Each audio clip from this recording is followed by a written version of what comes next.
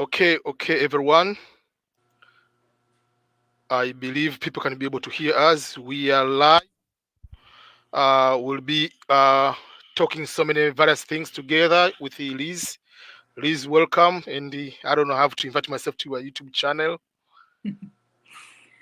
Thank Yeah. you so much for having me today, and I'm so grateful to have this opportunity to share with you.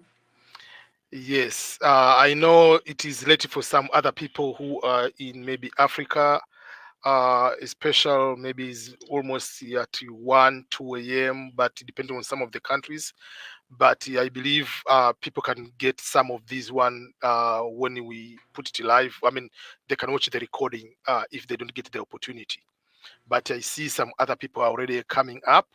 So for that particular case, will be the topic for today. Will be talking about various rules. Some are written, some are cultural, are not written. About the family, how to raise the children, especially in these countries. We are not perfect parents, but we are learning as immigrant ourselves.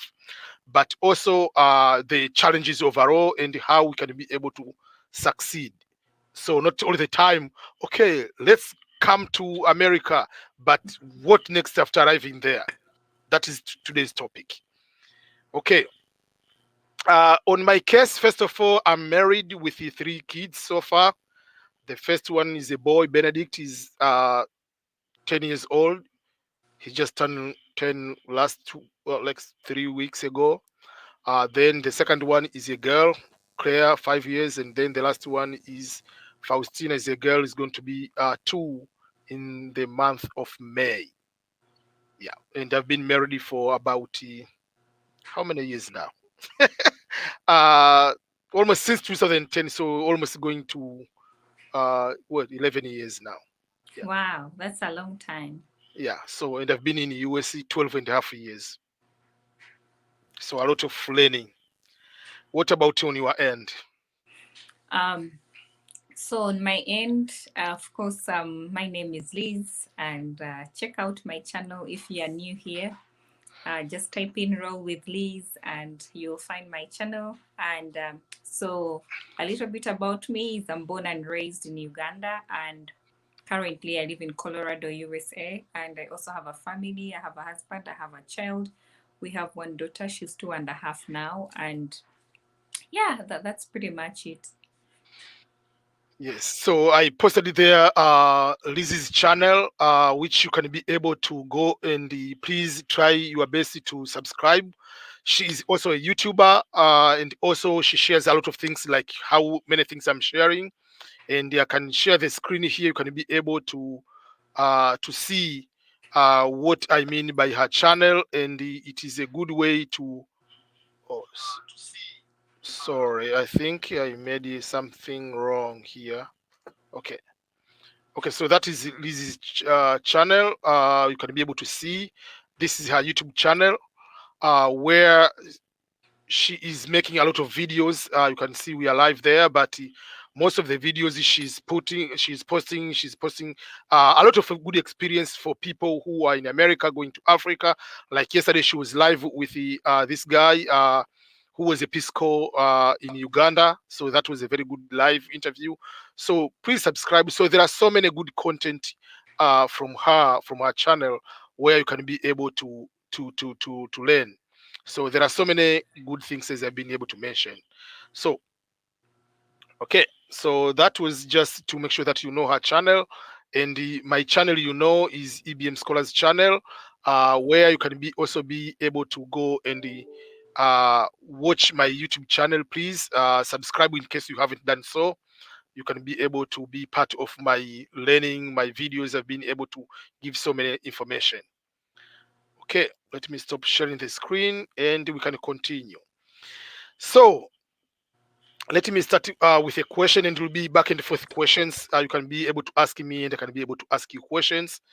Let me start with one question. Uh, you were raised in Uganda, and Correct. now you are raising a child in America. What preparation did you have to prepare Uh, yourself for those raising a child into Nani Amatoke land? So for me, see, I don't think I was ready for the cultural differences, but once you're on ground, you just adjust to it. My major challenge, I remember when we first came, was I couldn't find the porridge because there's only puree foods and all these sugary things and not so much of the porridge type we are used to, Yes. until I had to keep looking for an African store where I can find this millet porridge, the soya porridge, all these types of porridges. So that was a bit tricky, but we managed because at that point you just have to readjust and look for other alternatives. So that's what we did. So I think partly that was the food. The food was the major challenge when we first came. But like I said, we just kept looking for another solution and we got some really good ones. I'm glad. Also for the food wise, yeah. Speaking of food, there are food we know for sure. It is easier while we are there. We know how to cook them, to prepare them for the kids and other things. And one of the on my end, for instance, I grew up into the mindset and knowing that. Do you know, like when you get a medicine and you are told that you are not supposed to drink milk, but that I had that was that's I brought that concept one day. I don't know, it was Benedict or somebody, and Marie asked me, "So do you know the kids, babies drink milk every single day, right?" Yes, but they take medicine too, and they get well. Is this the reason why they don't drink milk so that the adults can have more milk, like cow's milk, like kind of that? Because I don't know, because that my entire like my childhood upbringing was like put into test, like oh, so those are the few things. Like there are things like we grew up like knowing that these are the best way on how to you see every child has to do the same thing, but now we are in the different environment. Obviously we have to learn and we have to adapt to find how can we be able to mix both of the two. Right. uh, I remember I asked you one time about the usual like the uh, just about the language in general, about the lifestyle at the home, but for me also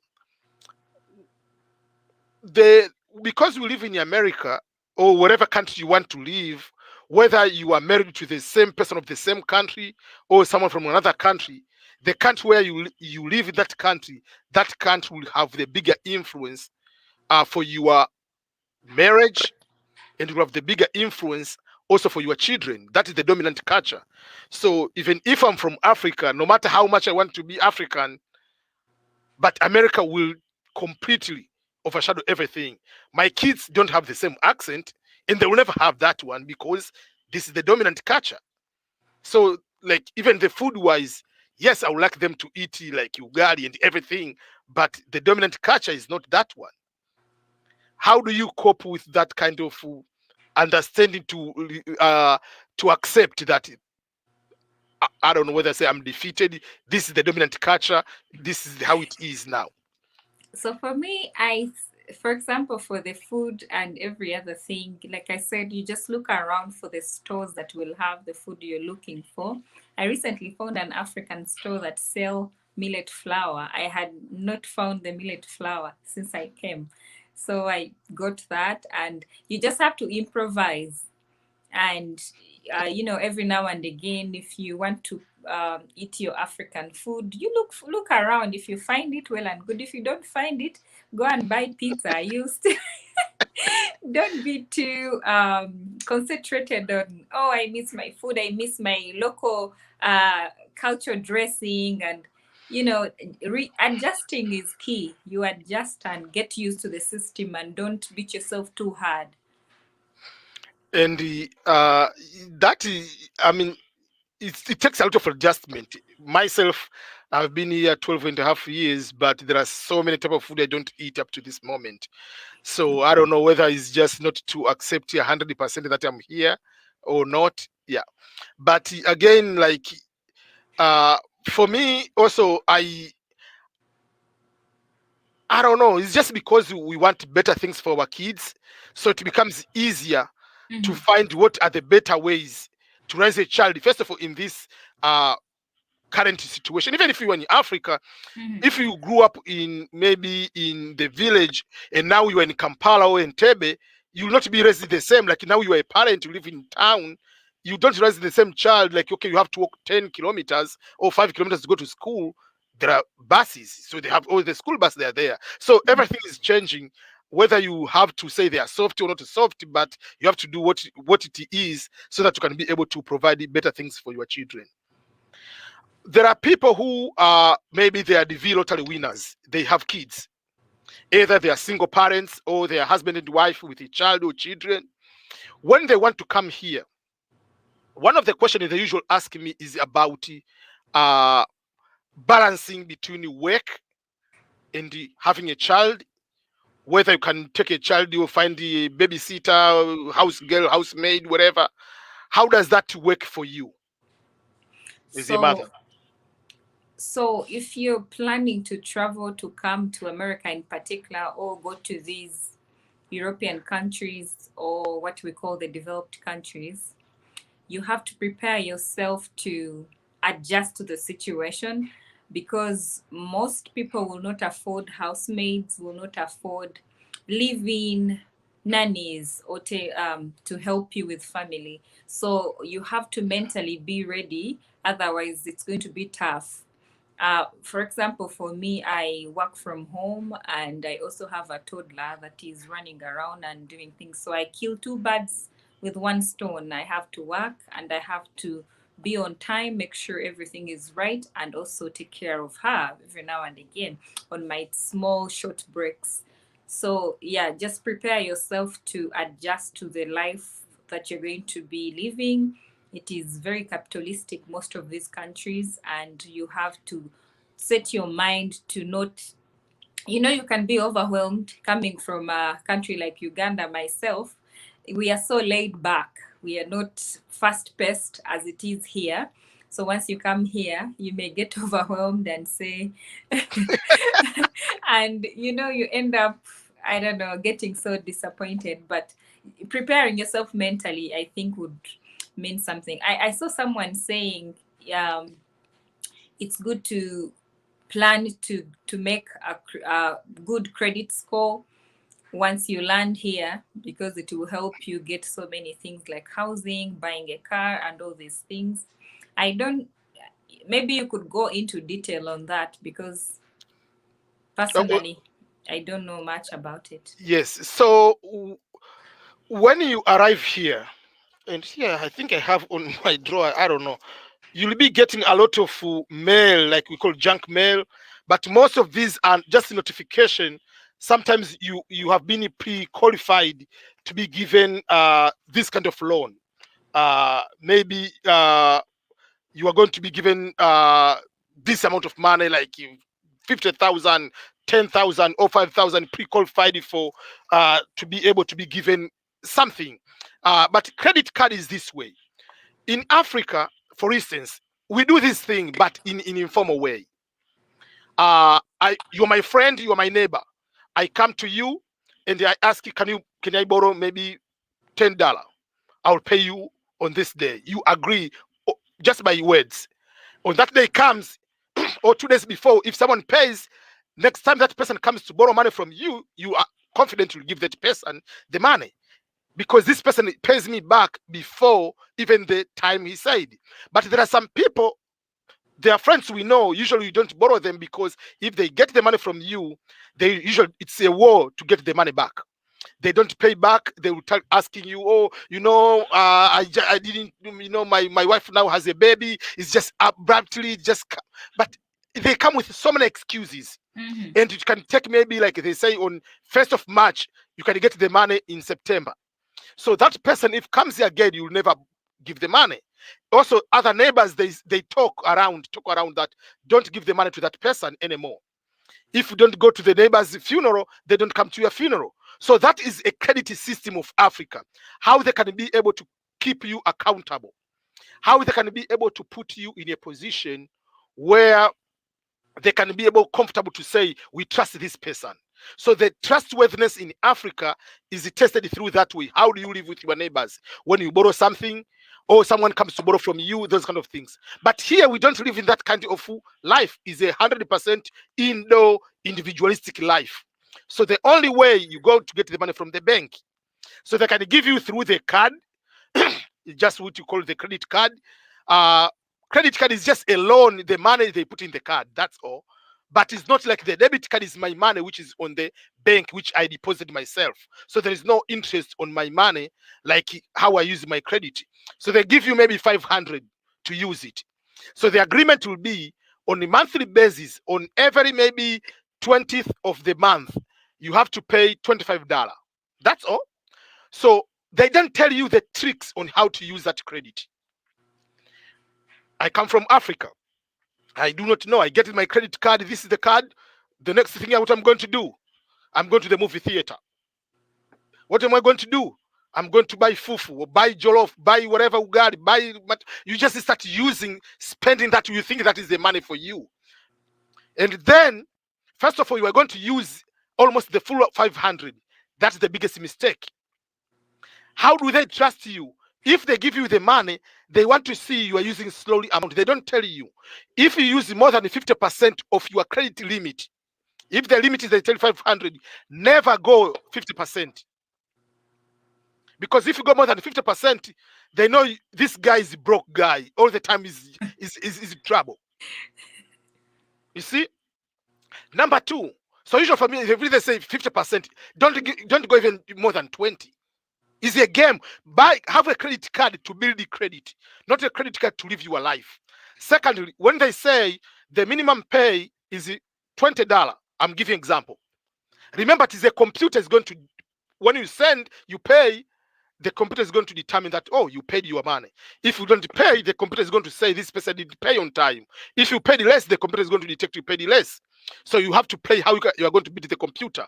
Number one, you have to pay before that debt. So if your debt is 20th, go pay 5 or even 2 days before, 3 days before. Number one, the computer is going to say, oh, this person pays on time. That's number one. Secondly, if you are supposed to pay $25, pay 26 or 27. Just add even $1, add $5. When you add a small amount, the computer said you are paying above the minimum requirement. If I borrow the money from you and maybe $100, and I plan to pay you each week, I'm planning to pay you maybe $20 or $25, and I go to pay $30, that means I'm showing you I'm very energetic, I'm very, very trustworthy person by paying even more what we agreed. So the same way that is the credit card is going to do. They are going to say, oh, this person paid on time before and paid even more amount than what we are supposed to pay. And someone, I read this one, I haven't used it, said if you are supposed to pay $20, so your debt is on 30th. So pay on one day maybe $10, and before that day pay another $10. That means the computer is going to confuse that you paid it 2 times, like you are more trustworthy. So anything you do is overall, don't use more of your credit card and pay on time and pay more above even if it's $1 above the minimum requirement.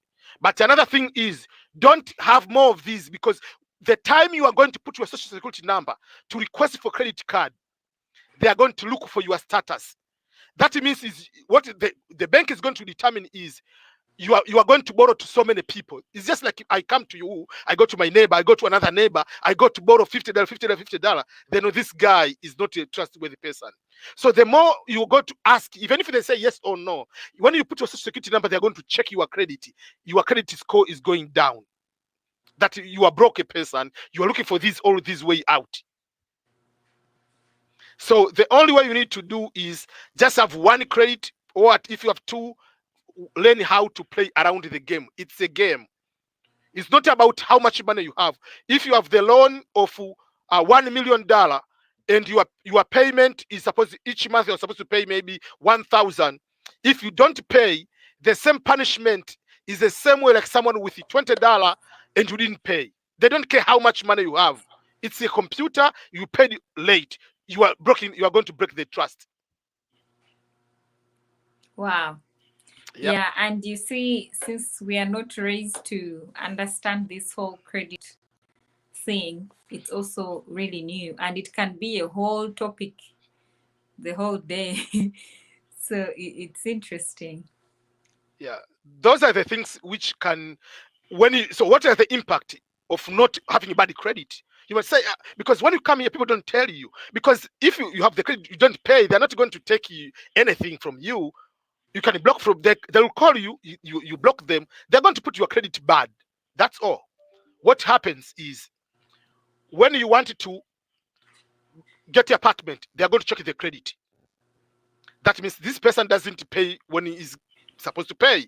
That means they have to raise what we call the down payment, like some sort of down pay, like a security deposit. Like if what happens if you don't pay, they take the money from you. What if you want to get a house, buy a home? You must have a good credit. What if you want to buy the car? You have to good great credit score. It's not about how much money you have. It's credit score that is going to determine how much the interest rate should that be given. If you have bad credit, the interest rate is high. Good credit is interest rate is low. What if you want to get a job? They have to look on your credit. How are you going to become accountant if you have problem with money? How are you going to be trusted? You are not going to sell the government secret if you don't have your bad credit. That means someone comes and say, okay, you hold the classified document. They want you, okay, we'll give you 10,000. You're going to sell it. So they want people with the good credit. So good credit, it has a bigger impact on so many ways. Jobs, just like even to get a good woman to marry. But the credit, this person is not someone to trust. That- That's right, because she knows she's going to be with somebody that they're going to hustle for the rest of their lives. Yeah, so yeah. So credit card is number one thing, something you needed to know. Because otherwise you'll be able to have a very bad lifestyle. But if you know from day one, I didn't know about credit, even what is credit card, until I got married to Marie. Like that, I'll talk about 2 years later after being in America. She talked about a credit card. That's I know. So there is something called a credit card, credit score, and what is the importance of it. But there are some people, they go even 5 years without knowing, and you are using cash. Using cash here is a bad thing, because in the end it doesn't help you anything. So some people, even if you want to use, you can have a store card, for instance, a Walmart card or Target card. You are buying with a card and you go and pay at the same time. You are using that card, you are getting and you are using. It's just the point. But if you are using cash, that means you don't build the credit. You are not, the bank doesn't know you.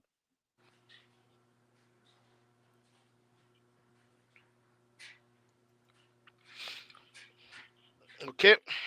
So those are the few things about the credit, or something like that. It affects us in Africa, but not like in this way. But yes, people cannot come to your wedding, or cannot come to this one, cannot come to when you are sick, whatever, or they don't lend you some money, you cannot borrow, whatever, because they know for sure you are a trouble person. But here, we don't go by the word. There is a system. That's why once you have a social, everything you do is going to be put into your system.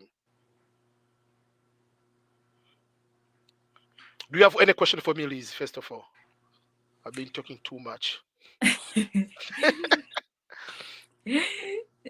Not entirely, but it is interesting to know our experiences living in diaspora away from our families. Yeah. One of the thing usual.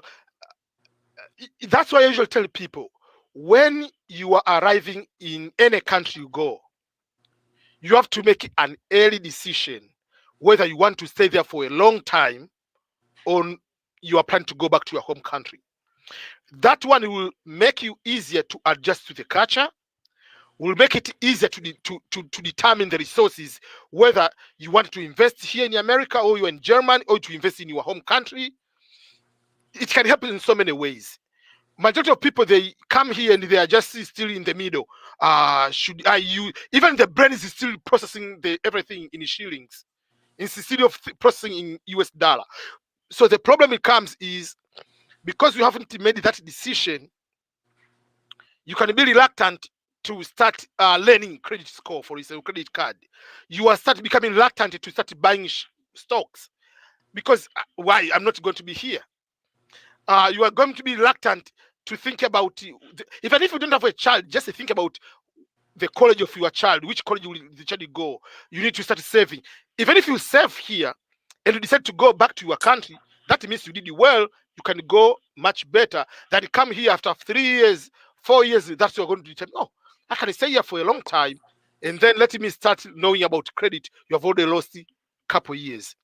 For me, I mean, obviously, when they gave me the visa, I knew that was a mistake they did.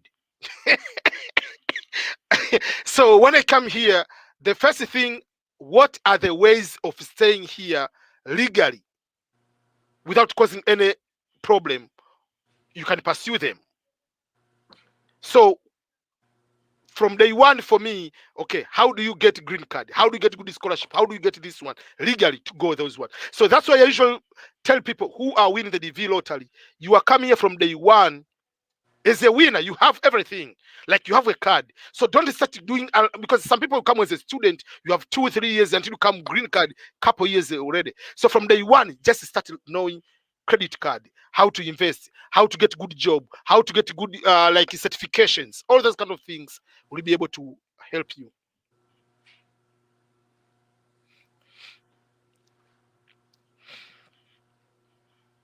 There is someone from Uganda, John Kenneth, says watching from Uganda. I don't know whether it's from Kabale or from where, Masaka.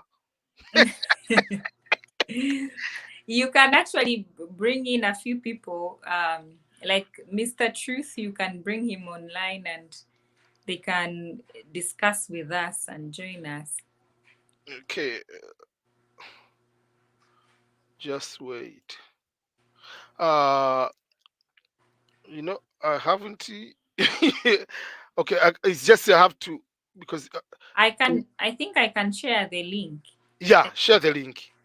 Let me see if I have it. Yeah. I don't have it because it's on my Okay. phone. Okay. Let me get from. I send you from WhatsApp on your WhatsApp. Okay. So let me get it then. Okay. Okay. We can be. I put the wrong link when I was clicking. So okay, the second link is the correct one. Yes. The first one is not. I think it might be the correct one too, because the one ending with J at the end. Mhm. Yeah. So if you go and click that link, you can be able to come to join us, and you can ask your question here. Yeah. John Kenneth from Kampala. Okay. Do people mind about assets acquisition or it's about credit building?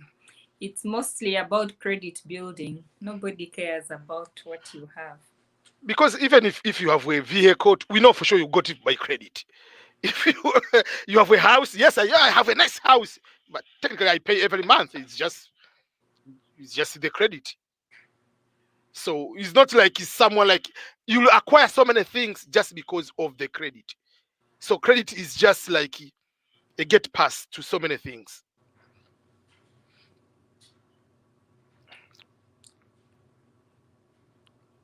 Uh, if you okay, someone let me add. First of all, we appreciate it for those who are joining from very late night where you are. Mel, you are on. Yeah, I am. That advantage of working from home, living at home, everything. So it's a family. Yeah. You are welcome. Where are you from? Tobago, Trinidad and Tobago. Oh, I've never been there. I just the closest part is to be cheering them during the World Cup. Okay. Okay. If you have any question, any topic you want to discuss, we are okay. We don't have any particular. We're just talking about the real life and the challenges.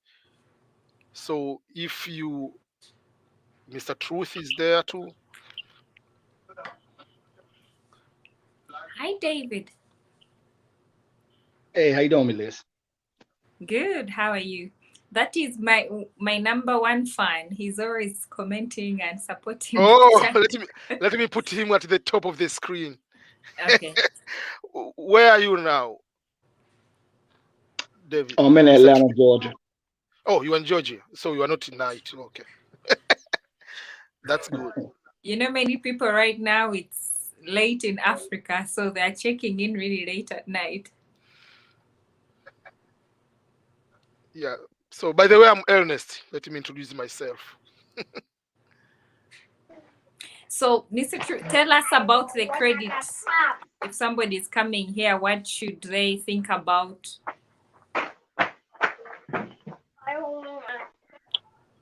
Okay.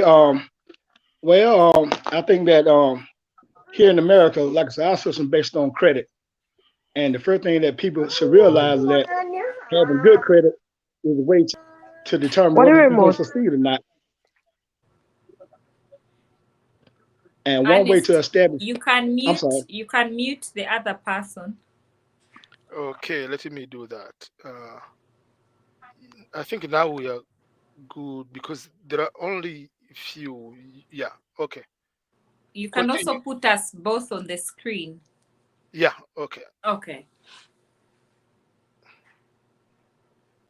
Sorry to interrupt you. No problem at all. Okay, no problem. Continue, Miss. Okay. What I was saying that everything that you had spoke about credit, I mean, you're 100% correct because what a lot of people don't understand about America that our system is based on credit. They don't go by nationality, race, or whatever. They go by your credit score. And what happened to a lot of people before they realize what credit is, they get bad credit by not paying their bills on time and basically having too much credit. Because just like I said, everything that you spoke about once you establish credit, not going over a certain limit and paying extra every month. Like instead of paying your minimum payment, pay a little extra so it could go towards your principal and your interest. So I guess it's a thing that a lot of people don't realize that credit can make you or break you here in America. So that's just my little take about credit building. Thank you so much. That is very, very good input.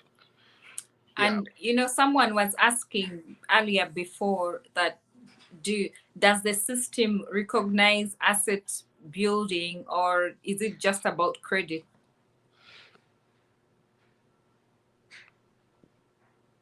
Okay, well that question direct toward me, Liz? Yeah. Well, both is good. See, a lot of people don't understand what an asset is and a liability. A lot of people have a liability thinking it's an asset. So it's good to have both, asset building and credit building, because they both go hand in hand. So it really depends on the person's situation. Because especially like if you're a foreigner coming to America and your spouse have credit, if they got good credit, what they could do to help you establish your credit, if they could put you on their account as a user. Yes. And once they do that, it'll start building your credit up. But like you said, at the same time, you had to watch it because what happened to a lot of people, they'll get all this credit and then they'll start, buying too much stuff and they won't be able to pay their minimum bill. So what happened over a period of time, they'll get bad credit. And like you said, here in America, it's not about race or anything else. It's about that credit score. So I see a lot of people that leave America and go to these other countries. But then what they said is that, when they was here in America, they messed their credit up. So yeah, they ain't got nothing good to say about America because they mess their chances up. So what they do, they'll get a whole bunch of stuff in their credit, get bad credit, so they can't get anything. So what they do, they talk bad about America, go to the other country, but not realizing when you go to the other country, ain't no credit. Everything, basically, you got to pay cash for it. That's right. That's interesting. So, do you believe somebody could come here with like assets and a bit of cash and doesn't build credit and still live happily? Well, it can happen, but my thing about it is, if you had the opportunity to come here to America and be better off than you was in your country, why not take the opportunity to do it? Because, like I said, a lot of people come here to America, looking at the American dream, but in the end, they'll be living the American nightmare. I mean, like I said, there's a lot of opportunity here in America. That's right. That's right. Because I mean, foreigners, like a lot of Asian, Indian, they come here, and when they come here, they learn about credit. That's how they able to open up these stores, these businesses, and get loans. Because one thing about it, when you go apply for a loan, all thing they're gonna look at your credit score and your asset, what you got. And one thing about it, they'll rather give somebody an opportunity to get credit who don't have any credit than somebody who got bad credit. So yeah, I tell everybody, when you come into America, try to establish your credit first, and start applying for like small loans and stuff, and just build your credit up. After a while, you'll see that you'll go from having probably like a few $100 credit line to $50,000, $100,000, but take advantage of it. Even to get just a good apartment or good job, is someone has to trust you based on the money. So using cash economy we use there, we come here. You want to play like how you want to succeed in America, you have to live like how the system is. The system here is credit-based system. Yes, you can use your asset, but how you can compete like everybody else. And it's interesting. Ernest just said, even to get a good partner, they also they look at your credit and they're like, no, I'm not going to hustle with this person the rest of my life. If you already have a lot of bad credit, like you get married, that means it's part of the problem. Like, say, man, you have already $40,000, you have vehicle, you don't pay back. Like, how are we going to have a good family? Like, I actually saw that. I watched that on Steve Harvey's show.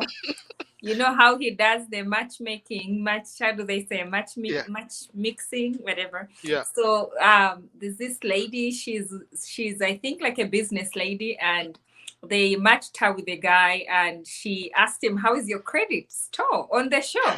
And the guy was like, it's not good. And she's like, I don't want to know anything about you. That's the number one no for me. And I was like, what? Wow. Yeah.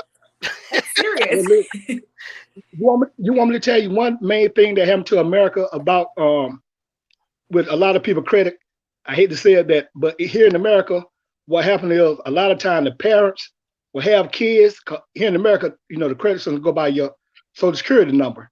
So what happened is a lot of these parents will use their children's Social Security number, who probably like 5, 6, 7 years old, to get certain stuff on credit, and then they won't pay the credit, and that child could be 5 or 7 years old, and by the time 18 years old, they already got bad credit.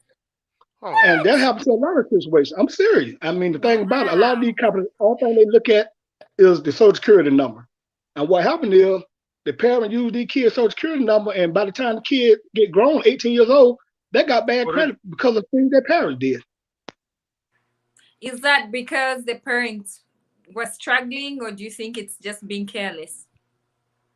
Just don't. It could be both. Because my thing about it is, if I'm struggling or whatever the case may be, I'm not gonna pass that curse on to my child because of bad situation, bad choice I made.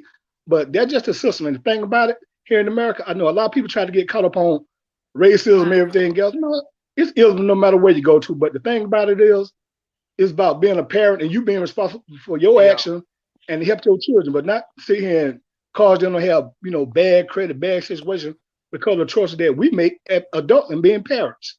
Yeah, that's right. For me, I've seen some of the examples of few people, but it's in a positive way.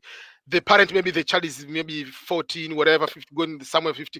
They put them the authorized user, but they don't give them the card for the purpose of building them the credit. So the child is 18, is 800, like kind of like, so like they finish college, man, they go there, they can get anything they want. Yeah, but yeah, it's sad like to use on the negative. I mean, because you are putting your child not from 0 or 2 positive going up, you are putting them negative 100. Like from day one of starting their adult life, they're already negative something. Like, yeah. Someone is asking you, EBM, that what state are you, and also saying the assets come into play when you're trying to get a loan. I'm in Missouri. I used to be in West Virginia, California, Kansas, Missouri. Yeah. And again, if your assets, sometimes they might not help you if you are getting, for instance, if you are getting the home loan, how does that relate to you in most cases? It will be like asset in terms like income wise, how much is it playing to give you that way? But not just, oh, because I have this piece of gold is asset, how does that convert it to be sell it and put as down payment? Yes, it will help you. But there are certain kind of assets in the business side will help you a lot. And that is another part, immigrant, we are not taking advantage here in America of not starting businesses. Business, you can get a lot of tax deductions, but also is the way on how you can be able to build yourself. So we come with a mindset like, let me work. It's good, but sometimes if we also have a side business, is a good way. People from West Africa, they do a lot of business, which is helping them a lot compared to Tanzanians and Kenyans. Kenyans, they're doing a little bit better than Tanzanians. And so I know that is, people coming from a different culture and everything is different. It's hard to totally adjust within like 1 year, 2 years, and you're already. There is this comment. I'm reading, I'm laughing. You speak too much English. You should.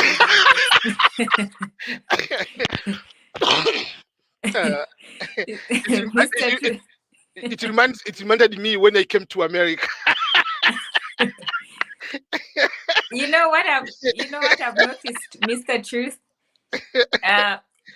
Even people here, they speak different. They have different accents, even if you're all in the States, because I speak to different people with my job, and some people have a different accent. And sometimes I'm like, at first I thought maybe there's like one central accent and it's different. People speak differently.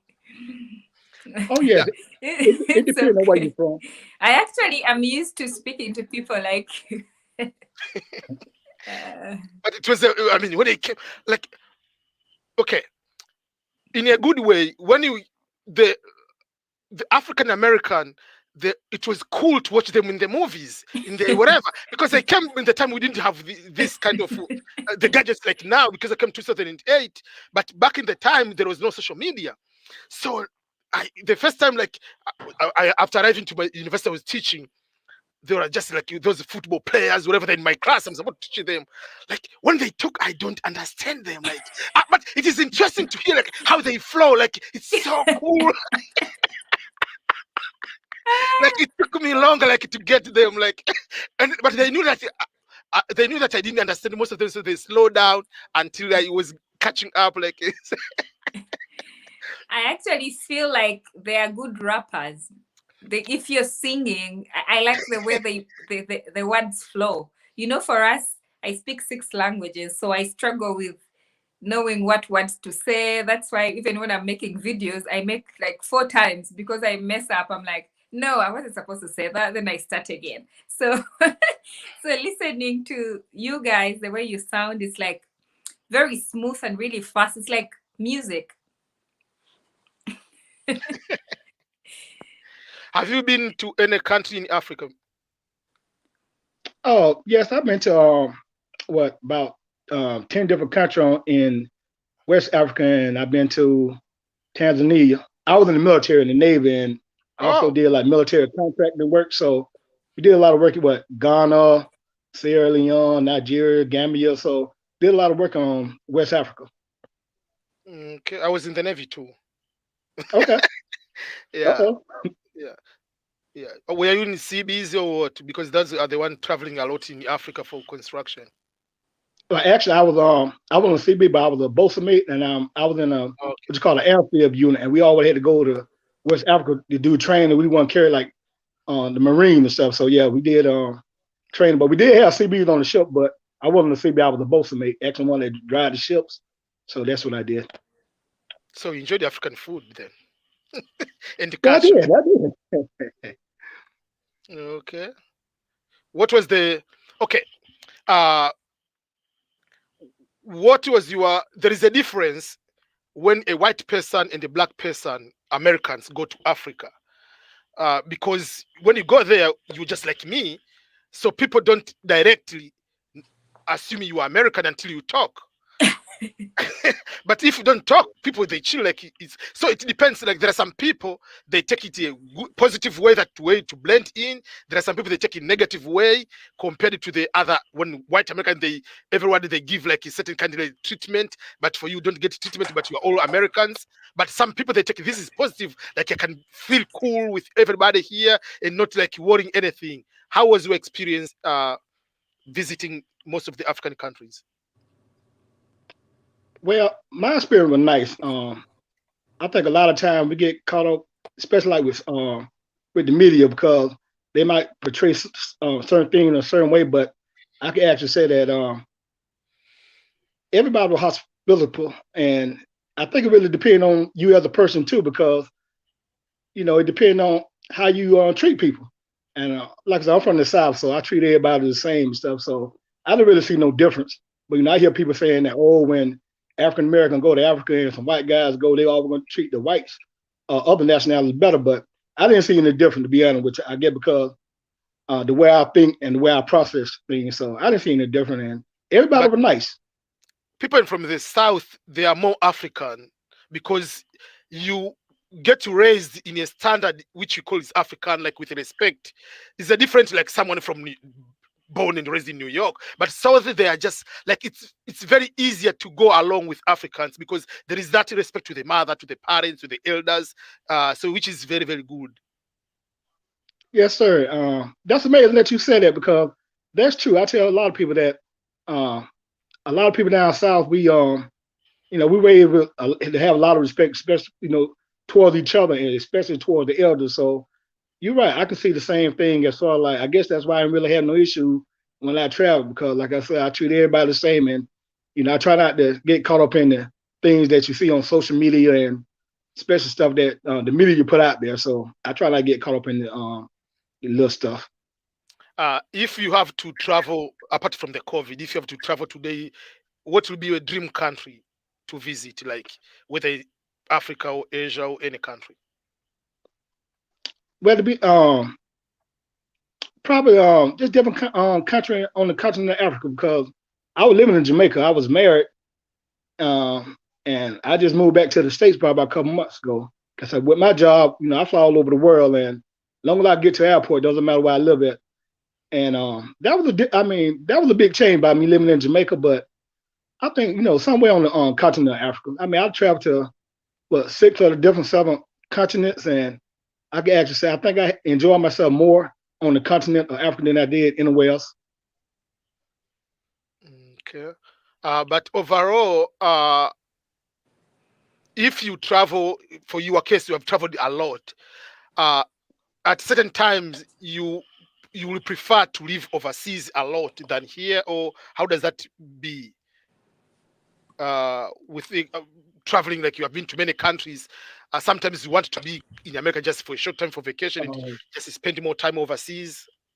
Or No, well, to be honest with you, I mean, like I said, I was born and raised in America. My family been home, a generation and stuff, and I like traveling to other countries, but I think America is just more opportunity here from what I've seen for living in other countries but like I said, people just don't take advantage of the opportunity that we have here in America because, like I said, I lived on the continent of Africa. Jamaica, Europe, everywhere else. But it's just more opportunity here in America than anywhere else. But I would like to go to other countries and start businesses and network. But as far as like having a foundation, probably here in America. Like I said, I won't mind going to other countries, but as far as like living and being established right now here in America, as for me, it's just one of the better places to live because of the opportunity and the infrastructure. Okay. If a brand new person arrives from the boat, arriving from Africa, comes here, what advice are you going to give to that person in order to succeed? Well, I would tell them to, like you said, have a plan, uh, stick with their plan, and try to be around people that have the same goals and somebody who you can actually learn something from. Because one thing about America, it's a big melting pot. You got all kind of nationalities, different races, everything else, and you really have to get around people who have the same ideology that you got. I mean, if you come here to look to get into crime, hey, you're gonna find crime. If you come here looking to start business, you're gonna find that. But actually, I'll tell anybody when they first come here, make sure you know what you want to do, and go ahead and research it and get around people and learn from the people that doing the thing that you're trying to do. Yeah, that is a very good advice, because usually sometimes we get lost. Sometimes when you come here, you just see the Walmart, you see like this is man. I just you ending up taking pictures and posting them on social media. That's your job. You forget your But goals. I'm sorry. Go ahead, Liz. Actually, you know what? Personally, my experience, I think, was different also depending on which state you go to or whatever. Yeah. But my what's the word? But my the English word is lost. But I mean, like, what I envisioned the US to be actually wasn't like what it was once I landed. I don't know if that makes sense. But Well, you know what, Liz? Go ahead. I'm sorry. Go ahead. No, what I was gonna say the exact same thing what you're talking about.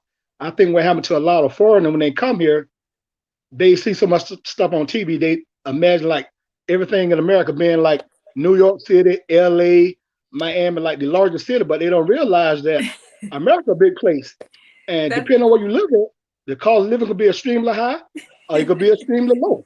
So that's what I was gonna say. So I'm sorry, go ahead. So that's exactly what happened to me, because I had partly traveled to different African countries here and there, that seen most of the big malls, most of everything that would excite a teenager or a youth. I'd seen that. So when I came here, I was like, wait, what? Like, really? Like, that's not what I expected. But it gives you, that is when you notice that what the media puts out there is usually not right, especially what they put out about Africa, about Europe, about all these skyscrapers, whatever. So you envision being in the US or wherever you are abroad as a big deal. Oh, I'm going to go, I'm going to paint my color blue, I'm going to have long nails and look all nice. You kind of start to dream, and like you said, you begin to build an American dream. And once the reality hits, my friend, it's different.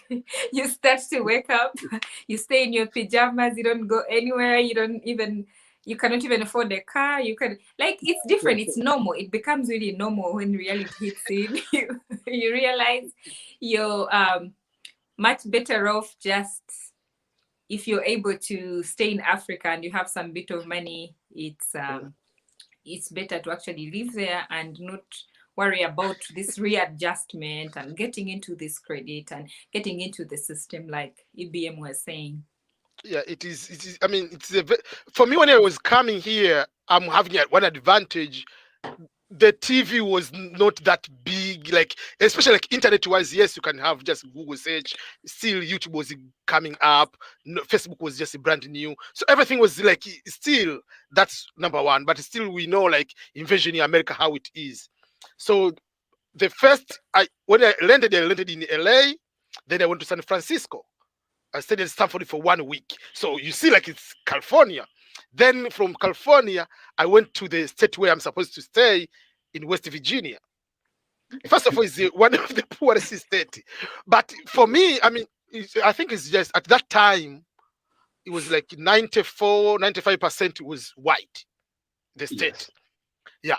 So like for me, like so that's what usually people say. Do people discriminate you? I say, who can discriminate me? You cannot discriminate me because why? What are you going to tell me? Because anything you're telling me, I've been told in Africa. So, but the advantage was this way. That's why I ask you a question. How do you see when you have all people of the same, like all black people in Africa, you are all white people? But advantage was like how you use the opportunity wherever you are. Being like I was going to you go to a concert, you go to a certain event, 300 people and you're only one black person. So the choice is yours. Do you want to shine like I'm the only one, or you are a superstar to shine? So choice is yours. So how you process is up to you. Like you were saying, like some people they go there, they get confused, like, oh, I'm black. They don't want to give you. But if you go like, oh, I can just respect these people, I can hang out with them, I can learn their language, I can eat their food. So it's just how you define yourself, and it can be a big point on breaking point on how you can be able to enjoy and succeed your experiences. Yeah. So sorry, go ahead. No, go ahead, Liz. No, I was just going to ask you that when you traveled to Nigeria, Tanzania, and all these countries, did you see any opportunities that somebody, for example, from the West could take up and, you know? Yes, and I've seen a lot. And you know what it is? Just like when foreigners come into America, they see the opportunity that Americans don't see. And when Americans go, well, people from the West, when they go to Africa, they see opportunity that the Africans don't see. And I guess a lot of people don't know, they got a thing here in America called the Angola Act. That's the African Growth and Opportunity Act, where you can actually do trade, with the United States to, I think, like 40 some different countries in Africa, where you don't have to pay tax on import and export. So, yeah, I mean, the thing about being in America is about researching it and knowing where the opportunity is at. So, yeah, I've seen a lot of opportunity on the continent.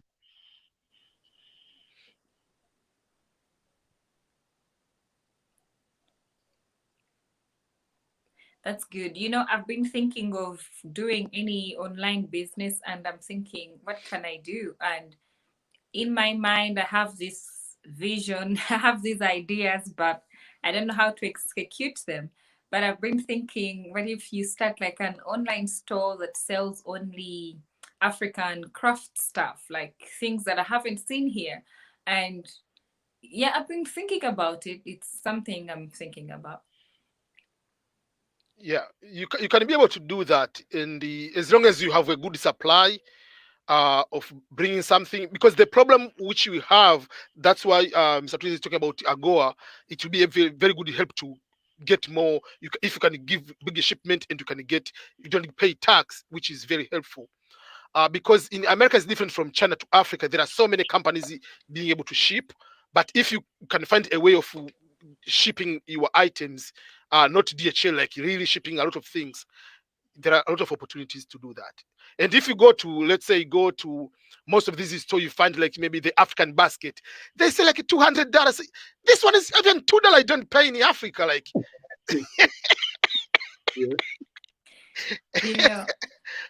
And I have to say, growing up, we underlooked most of the skills that would have helped us when we grow up, like tailoring, like learning how to sew a few things here and there. So when I just came, I wanted to resize my clothes, because I just had a baby and I really had put on a lot of weight, and now I had lost so much weight, so my clothes didn't fit me, and I didn't want to go into buying everything new. So I was like, oh, I love these jeans, I'll just go to the tailor and they can fix it for me. You guys. So go and get the new one. So we got to this lady, she measures me, takes my measurements and stuff, everything is cool, and then she gives me the bill. And the bill is like, so each item I had was, let's say, $15 or $20. and that is the same price she was asking for, or even more. So I said, this doesn't make sense. Yeah. So I just packed everything and told her, you know what, that's far beyond my budget. So I'll let you know when I'm ready. And of course, I didn't go back. I just gave out these clothes at Goodwill. And I was like, this doesn't make sense at all. I should have learned all these things by myself and just had to buy a machine and do it myself. Because I love my clothes. It's so hard to just part with everything and get everything new. Yeah, So even like something like making females hair. Nowadays, not many women in Africa they do that because they go to the salon, whatever. But that here you can be like make like the one you are doing like the like 200, whatever. So it's just like there are yes, certain things like say, man, for me yeah. like And talking about that, these simple braids, I had to pay like $100 plus. $100 plus. And you know how much money? So if you convert it to the Ugandan shillings, that's way too much. It's almost 400,000. Yes, in Uganda, if I'm to plate this, I would pay about let me say 50,000, which is around $15. So the range is like too much. So I'm like, if I knew these skills, I would open up a shop and do tailoring and do Cobra and do all these things, whatever people do to earn some money. And I'm like, there's so much opportunity, but I don't even have the skills, because if I also knew how to braid this type of hair, I would just do it door to door, like reach out, make a group and start like that. So there's a lot of opportunity. Like you said, when you move to a country, you see so many opportunities that people in that place don't see. So when you travel, you keep looking at, I could do this, I could do that. Yeah, I mean, when you are coming from another perspective, it is easier to look like, okay, you are outside, but if you are inside, you don't see, because like Newton is saying, you cannot push your car while you are inside the car. That's why even when you travel, for instance, let's say you travel to Africa, then you come back, you come with energy because you get more motivation. You're coming back, you saw America from outside. Even if you're American, when you come back, you get with energy. But if you were staying here, that's where there is a difference between American who has never traveled out of their state, American who have never traveled out of America at all to go to any country. Their worldview is different than the people who have been able to travel. Someone who wants to be able to travel can be able to articulate so many things, can go along with anybody in this world. Well, I could tell you. No, go ahead. I could tell you one thing I have seen, not only with African foreigners, but foreigners from other countries, that a lot of time when foreigners come into America, y'all feel that y'all be obligated to help your family back from where you came from. And a lot of times family members don't realize that, yeah, America is a good place, but you know, you still got bills, things are higher, and people be working 2 or 3 jobs just to try to survive. And when you got family member calling you always every week or every couple of days asking for money, I mean, that put a strain on what you're trying to establish here in America. Yes, and that is also causing people not to establish themselves here for the first 5 years, because apart from helping, but they feel that, okay, I need to buy, they can pressure you. You need to buy a house here, or you build a small house. When you come, when are you coming? Like in 10 years, when are you getting a flight to have a vacation each year? You don't have. So in 5 years, you go once, and you go to stay for 2 weeks, you come back to your job. Why do I need to build a house? Just if I build the house for the family, for my parents, yes, that is different from building for me to go. So sometimes people are mixing the resources. Should I stay here? Should I be there? I have to help there. I have to help. Yeah, it's very challenging. And you know what's bad? I've just seen people that were sending money back to their country, you know, to getting a house built, and at the end of the day, after about 2 or 3 years, when they go back, the family member, yeah, they built the house, but they be like, no, this is my house. I mean, I'm like, wow. I say, actually, I mean, that happened. I'm like, so you sent all your money back home to get a house built. Then when you went back, family member gonna tell you, no, that's my house. Or they tell you to build the house. You build a nice house. You give the blueprint and everything. What they're building, like the swimming pool, is just like something like, it's not like a pool. Like it's just like you put the wall, like you go there. What you are going to find is like, no way. This is not what I was planning to have. Like, EBM, someone has a question for you. Someone is asking, this is Ray Kembabazi. She's saying, I saw your channel and you've been in USA for so long. Do you miss anything about home, and do you have any regrets so far for creating a life in a new country? Oh, that's a very good question. Number one, let me start with that one. Okay, number one, on my end, coming to America is a different for other each person. What was the reason for coming here? For me, it started as a dream as a child. So it didn't come like maybe the life is becoming difficult in Africa, whatever. So at the age when I was in 5th grade, that's when I said I will go to America, I will marry there. I didn't know when you get married there is something called a green card. I didn't know that, but I knew like I will go there, I will marry there, I will stay there, I will have a family there, I will die in America. That was all. Since I was in 5th grade. So from that moment, I've been, and I knew the only way I have to come here was through education. So because there was no internet at that time, 1994, 1995, there is no internet in Tanzania. I mean, in my hometown, Kigoma. So it was just like you study hard, everything will be towards what you are planning to do. So when I was coming here, I already have so many people telling you it is impossible. You have maybe you'll miss home, you'll miss this, you'll miss this. So all those kind of things. So I already prepared my mindset when I was coming here, and I didn't want to come here to have a life which is lesser than the life I'm having in Tanzania. So number one, I don't miss my country. To be honest, I miss my family. I miss some friends. Yes, but I don't miss like, okay, I wish I could be there. No. Yes, I could be there now. I could be eating nice mangoes. I can have this one. If I compare, yes, there are advantages of each countries. But my goals, when I look at what were my objectives, to have a good family, to have a good job, to have a good whatever, everything were aligned in American lifestyle. So, for instance, let me give you an example. Someone with a bachelor degree in Tanzania, you get paid by $400, $500 when you start. If you get a lot, $700 per month. I came here the first day I arrived here. I get paid was $1,500 per month. Okay, that is good to start with.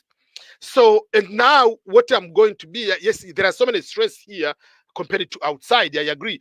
The only thing I can compare, the bigger one, if I'm outside, the stress is lesser than the stress I'm having here. But regret-wise, no. Even like the decision to choose to become an American citizen in Tanzania, we don't have dual citizenship. So once you become a US citizen or a citizen of another country, is bye-bye Tanzanianship or whatever citizenship. So even when I make that decision, it was the easiest decision because I prepared my mindset to come here. And the biggest thing which I have for me is I'm looking what is my contribution on this world. Not God is not going to judge me as Tanzanian. God is going to judge me as a citizen of this world. So if I'm in Tanzania, I'm giving an example, and I don't help Tanzanian, what does that mean? But if I'm in US, I have bigger platform to help so many people. Here I have internet unlimited. I can have GB, 100 GB. I can be able to respond to your emails. I can make videos. But right now, if I'm in Tanzania, sometimes you might not have this access of having money to use my internet to provide all these resources. So for me being here, I feel that I have more positive contribution to many people than if I would be in Tanzania, for instance. So for the purpose-wise, I'm enjoying more being here. But in the future, my plan is to live in Africa at least for 5 years to give opportunity to my kids to experience that kind of life I experienced, even if it would not be the same, but to have the culture of another country, any country in Africa, to have that kind of lifestyle, and then they can come here to appreciate more. But overall, I don't have any regret in the everything I planned for. Most likely, yes, it's still difficult to achieve them, but I've been able to achieve them, and that's why I want many people when they come here. Not to, and yes, you will start washing dishes, you will start to clean the toilets, but it's not supposed to be forever. That is a transition to go to the greatness. Okay, and I have a question. Yes. So you became a US citizen and your country doesn't want you. Sorry, that's how I'm putting it. Yes. So do your children have a chance of having the dual citizenship, or they stop at being just US citizens? The first child, because when he was born, my first child, I was still green card holder. I was Tanzanian. So the first child, Benedict, who is 10, if I decide, I can go and get the passport for him because he has the right, because the father was Tanzanian. But the rest, they don't, because they were born, I was already American citizen. Oh, so it's only one that has the dual citizenship. If I have to claim, like I have to show so many evidence, Okay. because when I was born, I was Tanzanian. But I don't know now. They say your father is not. But I don't know whether they will say at the time we were born you were Tanzanian. So I don't know. Welcome, XP. Hey, how you guys doing? We are Doing doing very good. Thank you. Hey, how does my mic sound? This is a Very cheap. good. Yeah. Really? Yeah. I'm surprised. Yeah. Okay. This is my language learning headset, so I barely use it. Yeah, I also was using my headsets that I use for work, but I had to use my phone, and I don't have headsets for my iPhone. It's easy to use the headphones, so then you don't have that rattling noise and stuff. Yeah, I guess I'll go ahead and use these for future live streams. But I did have a question for you, Liz. I could have asked this in the chat, but I just decided to jump on. What 6 languages do you speak? So they're not very useful at the moment, which is sad because they are just the local languages in Uganda. So that means I can only use them when I go back home in Uganda. So, Right. So I can mention them. One is called Luganda. So Luganda in Uganda is like the major language besides English. So Yeah. it's spoken in the central, but also all across the country because they are dominant. It's the dominant tribe, I'll say. And then Yeah. I speak my mother tongue, which will be Ruchiga. Ruchiga is from like the western part of the country. And then I also speak Runyankole, which is also like a sister to my mother tongue. I don't know if that makes sense. And then I speak also Rutoro. No. I speak a bit of Swahili, but I wouldn't include that on the CV because I actually hear it better than I can speak. I don't know if that makes sense. I think that's the first step. To because learn, like for me, I guess like even with Spanish, but more so Italian, I can understand more than I can speak with Italian. Yeah, I love Italian. It's kind of similar to English because when I'm working and people call in and I say a moment, then the interpreter says momento. I'm like, I just said that. Oh yeah, un momento, yeah. Un momento. Yeah. Liz, I want to let you know that even in Luganda, Anko, whatever those languages, they are very useful here in the United States. And you can be paid even 100,000 if you become a US citizen and you get a clearance. There are so many government contracted jobs. I tried to actually apply for one of those jobs and they didn't like me, I believe. It's called Language Line Solutions. I know that one. I applied like 4 times because they were looking for somebody that speaks, I think, 3 of the languages, and I did, but they didn't give me.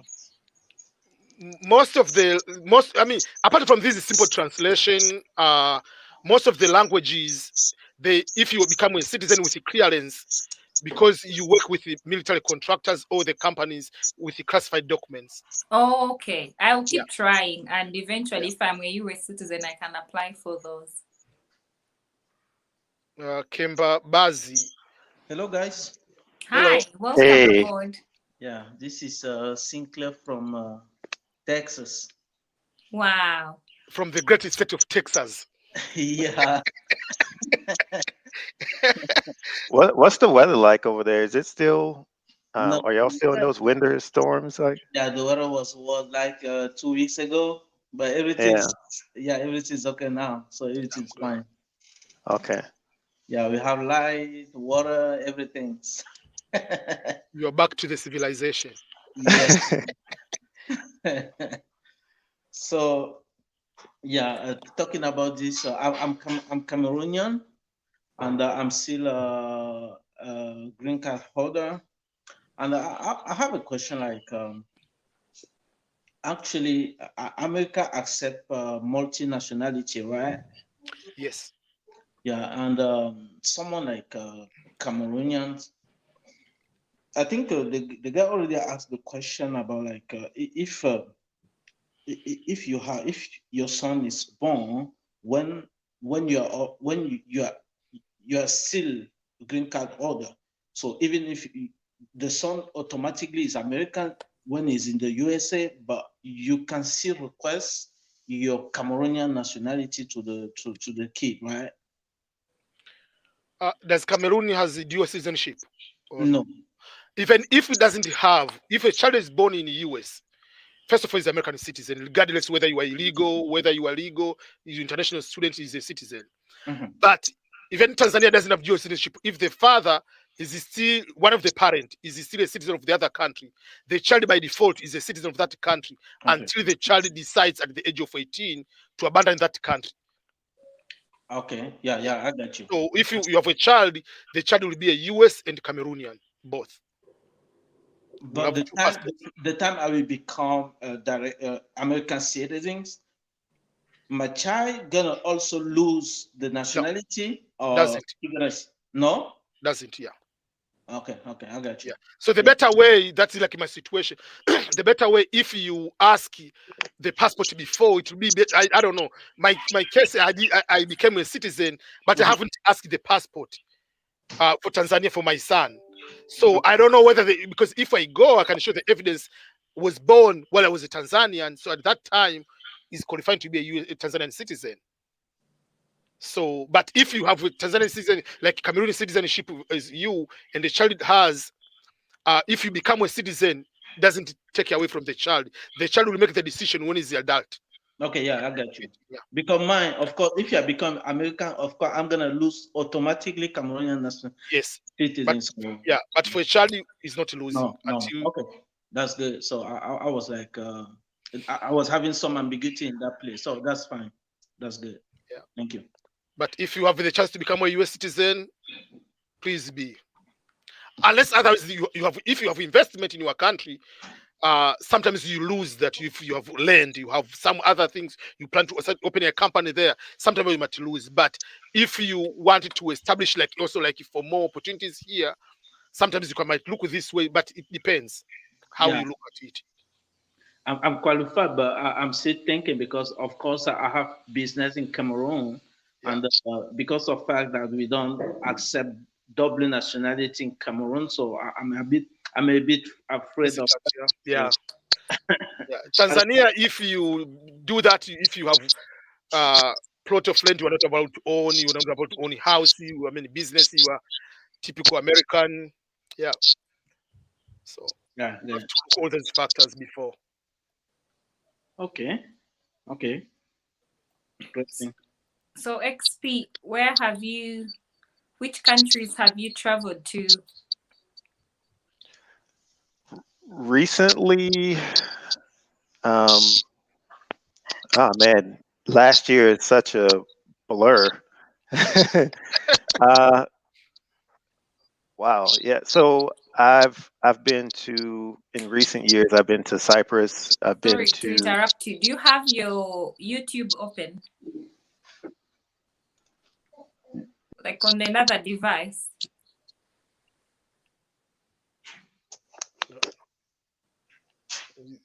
He's out. Yeah. I think we lost him. Yeah. There's an echo, and usually sometimes it's when you have play, YouTube open. Yeah, you want to hear yourself on the radio. I have a question for both of y'all. Yes.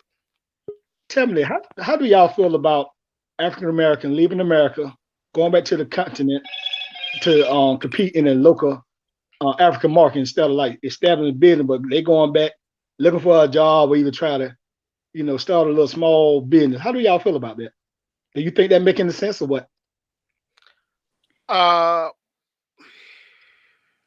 For me, one, I believe people go there.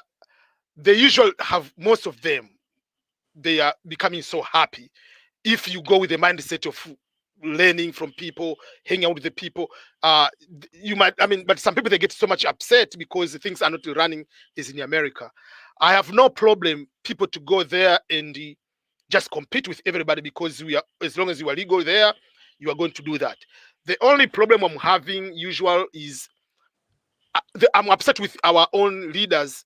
Usual when a foreigner comes, even if have the, let's say I'm going to the bank, asking for a loan, they might give me so many rejection, but you come like you speak the real English, like you are flowing like that way, you are getting it.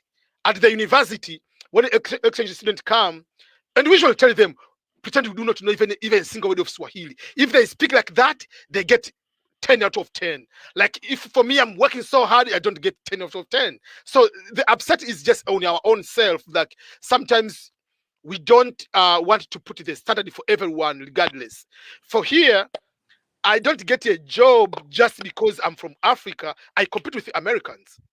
So if they go there, they compete, yes. But yes, some they compete, but sometimes our own, we just is a superior as America. You are. It is easier for someone to remove everything like the requirements is American.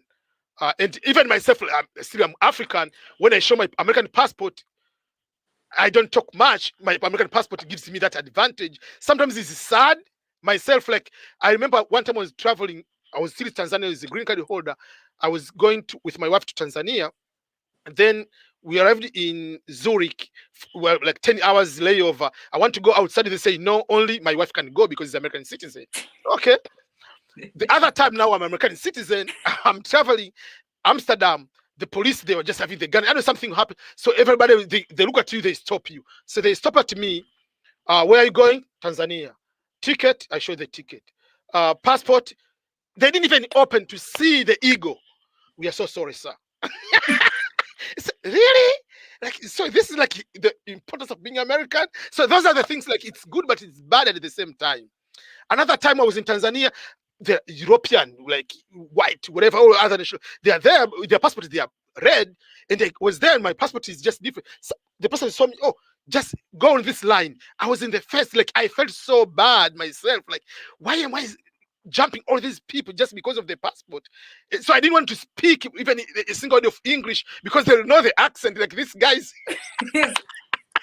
So I pretend I don't want to talk, like, okay. So those are the things which I don't like. Like, but if we are all, I mean, you go there, you compete like how we compete here, I'm good. I think I feel the same way EBM feels about it. The only challenge would be when you go to these African countries. I'll speak for Uganda because it's where I grew up.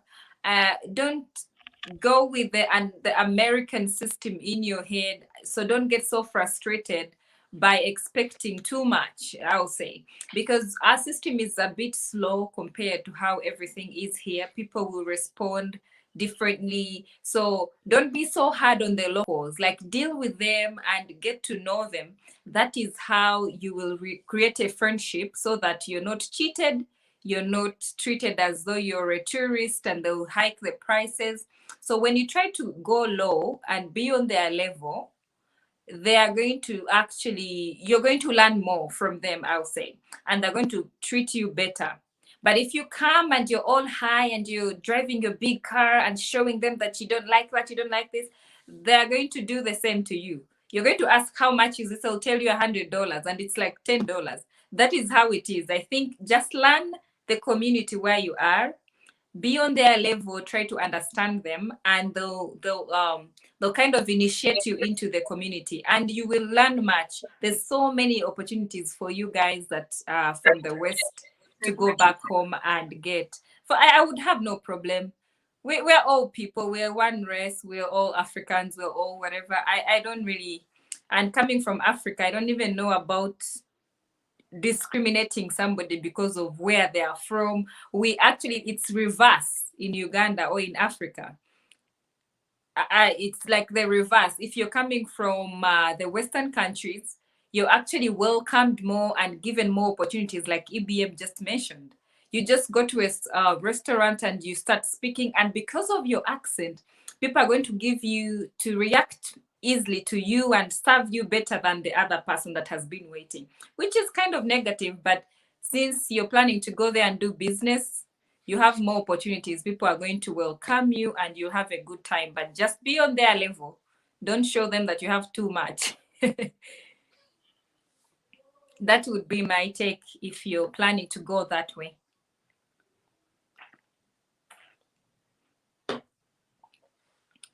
Welcome to the show. Okay, how you doing, guys? We're We are doing very good. All right, my name is Abu. I'm from Washington D.C. by born and raised in Tanzania. Oh, Oh, Yeah, cool. we have but a you know, flag here. I know, but the first time I'm coming here, yeah, I got us right here. Then. So how you doing, guys? We are We doing did. very good. I'm trying. Thank I'm trying to listen. So pretty much when you get, I was listening about 10 minutes. But what you did, guys, is very good, and I'm so proud of you. You working on it, man. You try to teach a lot of people about what is going on, like, and we are here because a lot of people from Uganda they listen. They things like we live the life here is a little bit easy and um, just like that. Dude. But I'm just produce myself. I'm here for like 20 years, and yeah, that's like that. I'm just trying to listen. thank you so much. We appreciate for the Yeah, support and everything. Yeah. And continue to be connecting yourself to things going on both here and in Africa. yeah. I heard my sister say speaking Swahili. Okay, I like Kiswahili. I wish I could learn it. It's the easiest language. And they teach Kiswahili in all the 3 countries, I believe, because even in Uganda we learn it for about 2 years, but we don't pay attention. We are just learning for scores, but we don't actually learn and speak it like we should. oh, You okay. you know what would be really dope if it may already exist, I'm not sure, but if there were in an African version of Rosetta Stone where it was just like a phone app and you could use it to learn the different major languages throughout the African continent, like Swahili and Actually, there's Akan. an app that does that. Eric, what's the name of it? I'm going to get it for you. I'll send it to you. I could check on my phone because somebody sent it to me. I was trying to learn Spanish.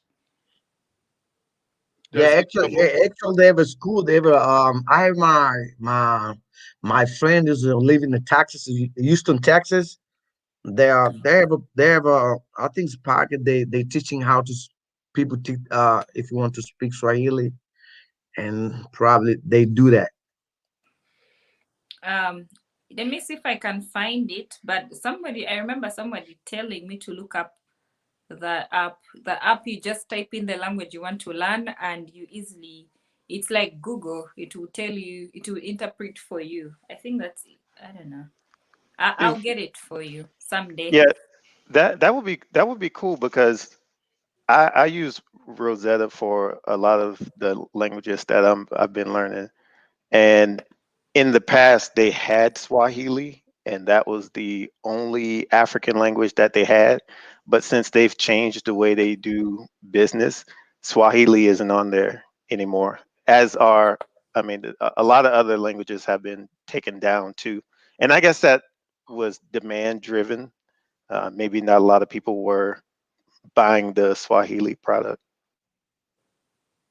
Okay, I'm trying to see if I can find it for you. Maybe somebody on the chat will need it, but if I don't find it now, I will look it up and still get it to you.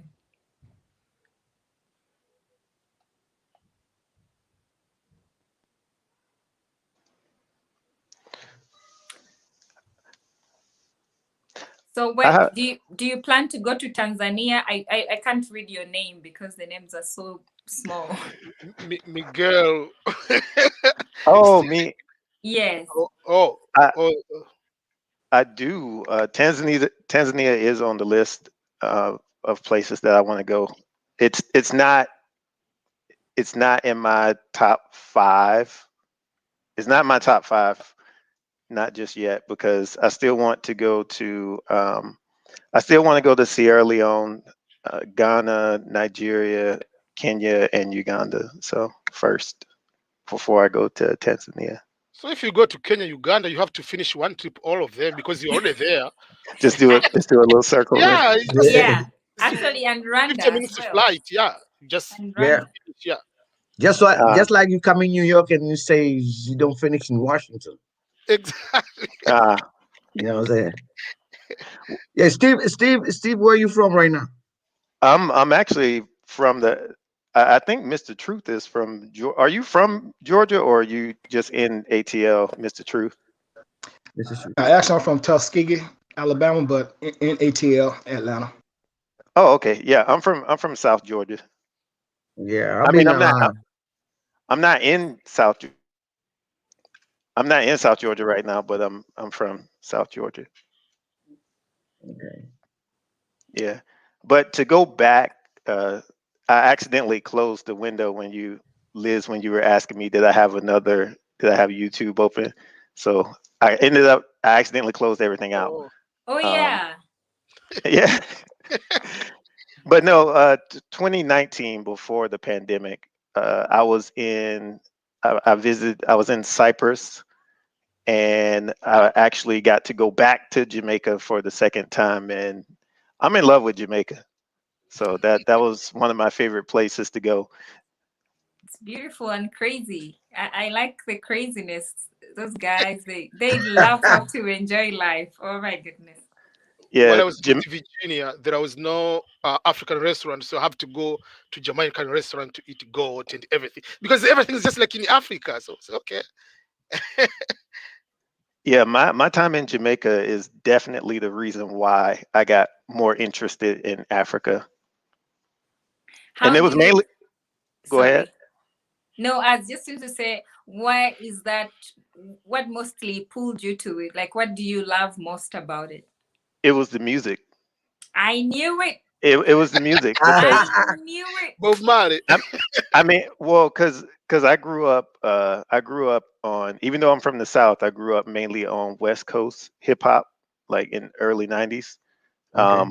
And then I started picking up and on the Southern music, but American hip hop, I just retraced the steps. I ended up in Jamaica, and I loved the dance hall and the reggae music, and then I stumbled upon Mr. Easy, Davido, and then Tiwa Savage, and then it was a wrap after that. I just started finding artist after artist after artist. You haven't seen Koshen's? Yeah, yeah.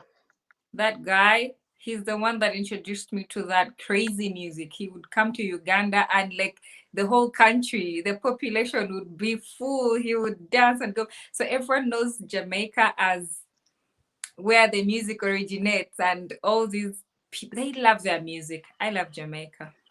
Yeah, I even listening to Jamaican dancehall even kind of put me on to the Jamaican artists that live in the UK, Okay. because there's like some Jamaicans in the UK, so that it put me on to some artists that are coming out of there too. How is they like their weed too? Did you see that? Not unfortunately, I can't partake. Okay. I'm Mr. Truth in his past. Like I'm almost done. Like I'm military, so I can't do anything with that yet. You are government property. I'm government property for another 18 months. The clock is Very ticking. soon. So So where are you stationed now? I'm in Germany right now. Oh, okay. Okay. Yeah, I'm in Germany right now. There is one Tanzanian was in Italy and he was a German, but now he's back to US. My friend, yeah, he was in the army. Yeah, I lived in Italy before I came to Germany. I was there for 4 years. So I have a whole Italian family. Oh, Thank you for your service, by the way. Yeah. Yeah, appreciate the support. Yeah, I thank wish you I for could. thank you for yours too. I wish I could do it too. I think I like I just, I like listening to people that have done it, and it is funny because when you apply to all these jobs, they ask you, "Have you served?" I'm like, "Well, I wish I did."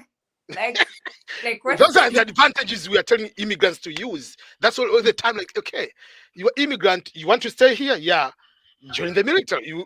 yeah. For me, I bought the house. This is the one I'm staying. I paid the $1,000 just for the what? For the Down inspection. payment? Okay. Inspection. I didn't pay anything because it was under VA home loan. Yeah. Wow. Yeah. Wow. So you see, like, I mean, but it's not like I paid like down payment to 20 or 50,000. No. If I want to go to school even now, I get more money. Like, so there are all these advantages. You apply for a job, especially if you apply federal. First of all, if you are 100 people, and they say maybe minimum qualification, bachelor degree, and there is someone with a PhD, but only you are just a veteran. They will take Yes. the veteran. They're not taking anybody else. That's right. Wow. That's right. Wow. Okay. You know what's funny? That a lot of Yeah. people that was in the military, they don't take advantage of all the opportunity stuff you have from being a vet. Because when I be seeing on these YouTubers on there and saying that they were military veterans, but at the same time they struggle, I'm like, well, hell, they must did something wrong. I'm sorry. Exactly. I mean, it's a lot of benefits. There are so much benefits. Like, I have a question. So if you if you're a veteran, is that the word? And you relocate to another country, do you still receive your benefits? it depends first yeah. of all. Yeah. If you receiving the benefits, if you are retired, first of all, there is a difference. If you're retired, for example. yeah, if you are retired, yeah, that is your money. It doesn't matter where you live. And for instance, even if you live, for instance, and you get disability, certain percentage of disability, that one doesn't care where you are. It goes to your check. I mean, you are direct deposit.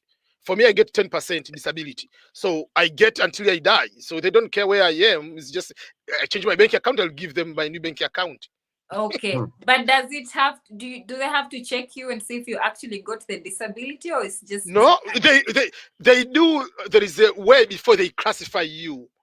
The only thing they'll do is just if there is something is related to that, they add more money. Yes, but they are not going to check on you. No. Okay. Wow. Yeah, we should join the army, the military. Not your age. Yeah, and the funny part, Air Force is taking longer, a lot of age. I don't know. Yep. They took a lot for age. Yeah. What's Air the Force. age? What the limit? age you start to go to the What's Me? the limit? yeah. For the Air Force, Yeah. Air Force. Air Force they have added is 37. I'm gonna be honest with y'all. I don't know. My mind is only focused on the light at the end of the tunnel. So You know what? I'm not thinking about joining right now. I'm thinking about finishing. I think it's 30. It might be 34, 35 years old because I knew you had to do Yeah. 20 years. So I think that you're going from 17 to 35. If I'm not mistaken. Army and Navy 35. Okay. Air Force they have added it to 37. Okay. Marines is 29, I think. Still they are still low. Marine is the lowest age. Yeah. So when I was joining, only two branches there. It was Army and Navy. So I looked. My father-in-law was in the Army, so, and he was in what, Vietnam War. So he said, first of all, Wow. don't go to Army. But if they ask you, do you like camping? Say no, I don't like camping, because I said I like camping. They put me. So I had to join the Navy, the easy one. So what is the training? How is it like? For the Navy or the Air Force? Each I branch actually different. don't know for any. Well, they can tell you. They can tell you about the Navy. You were in I'll the tell Army, you right? about the Air Force. You were in the Army, Miguel. Me? Yeah. Oh no. I'm in the Air Force. Okay. So Army, Marines, they are the basic is heavy. Yeah. Air Force, Navy is normal. That's right. So what do you do? What's normal? What do you Psychological. do for the It's- it- training? the point is, Marines first of all in the army is more actual training, physical. Like if it's push up is push up, fighting is fighting, Mhm. opening them, everything is just real action. Navy and Air Force is more mental because it's more Mental. brain. Like Yes, yes. yeah, so Correct, someone is going to the boot is taught to break your head just by words. And the people are crying and they quit just by words. And when I was going, because I was older enough, I said there is nothing you can tell him. If it comes here, it comes here, and I'm just chilling. So and you Like what exactly happens though? Like what is the training like, and what are those words that you're So talking they- about? so honestly, they've changed it up quite a bit since I joined, and it's probably super soft now. But when I joined, they could pretty much say anything to you. Yeah. It didn't matter what it was. I remember a time when there was this one guy. He was an element leader, which he was just like one of the people that they put in charge for your group, right? And I can't remember what he did wrong. It was something to do with just marching. And the drill instructor pulled him out and he said all kind of crazy stuff. Like he was talking about his wife, and he was talking about his he was like, what kind of woman would let you impregnate them? You blah blah blah blah blah. And he was just going in on this guy. Crazy. yeah, Right. it's But mental. they used to be able to say things like that, but they can't I don't even think they can curse now. They can't even I don't even think they can use now it's profanity now. easy. The previous time, man, I mean, they were not beating you, but by words. Like So what's the intention? the intention is to break to break your mind, like, because they cannot beat you, but they have to put in a situation which it's just like you are in the war is a normal situation which is not comfortable. So they put in an uncomfortable situation, and you have to be still calm and continue to take your responsibility. I think that's Right. the overall. Yeah, they want to put you in a stressful situation to see if you still pay attention to detail, if you still have teamwork, if you still do all those things, if you could still, like he said, perform. I remember Wow. the fun part, like swimming. That, when I advise people join the Navy, but the first thing I usually tell people, if you have opportunity, learn how to swim before you go there. So Yes. I assumed I know how to swim because I had to find the apartment before I go, which has a swimming pool. So the swimming pool, which is like is 5 feet, so even if I stand, my head is out, so I'm okay. So and it was just like at the end of the end. So I said, if I can swim up to the end and I come back, that means I can swim in the real pool in the boot camp, because I've never seen the pool in the boot camp. They say it is an Olympic sized pool. And the only time I see that pool is when Michael Phelps is swimming. So it looks small because the guy is going fast. So the day we went to the boot camp, the first day, the second day, I think they shaved our head, they took us to the pool. There was no way I was going to swim in that pool. First of all, it is the soccer field. They didn't tell you it's a soccer field. From the beginning up to the end, it is so big. Secondly, the pool I used to swim is just like 5-6 feet, wherever I can. That one, it was 20 feet going down. The place where you're supposed to go, and you have to jump from up 20 feet. And then at the end, which is like the small portion, I'm 5'6", that was like 6'7" or something. So still up to the end, I have to. There was no way I was going to swim. So one day I tried. So I have to teach you. They have to teach you in they call it kids pool. The kids pool is still bigger than the swimming pool I used to learn. That's the kids pool. Then one day I decided to swim up to the end. I reached up to the end to pass. The guy took me back. He said, "You failed. Why?" I said, "You are African submarine," because they know I'm from Africa. Because there is a proper way of swimming, like they do the head this way. So for me, I cannot do that. My goal is to reach at the end. So I was able, because one time I was teaching Swahili language to Navy SEALs, they told me the best technique, learn how to hold your breath. That's all. So I was able to like stay a minute without breathing under the water. So I was going under the water, like up to this point, then I come up once, then I go down up to the end of the pool. They say, no, that is not a proper for swimming. So they gave me a hard time. I passed the day today. Tomorrow is the day of graduation. That is the day I passed. And the reason I had to pass was because my wife called me and said they already purchased the ticket. They are coming to the graduation with my father-in-law, and I'm not going to graduate. So I said, today I'm going to die in the pool. Like, so until I passed, like, I don't care. Yeah. And you know, and you know what? You know what else crazy? I know Yeah. there are a lot of YouTubers that go to the continent and be making content. That most of all of them, they be talking crazy. That prime military, they was in the Navy. No, I'm sorry, not Navy. The Army or the Marine. And to be honest with you, a lot of them guys, they got PTSD. Instead of being on the continent, they need to be back in America at the VA trying to get their disability, because them guys really got issues. You can just tell how they act and how they talk and stuff, and them guys really got issues. So a lot of times when I be looking at these channels and stuff, I'm like, okay, they're vet, but they got some issues. That's why usually I tell people, even when I was choosing the Navy, Air Force was out of the question because I was above the age at that time. So now, because for me, I look like if I'm deploying, if any call goes to my wife, doesn't need to worry anything because I'm in the Navy. My deployment, I'm going to Australia. There is no one in Australia. I'm going to Japan. I'm cool. I'm going to Hawaii.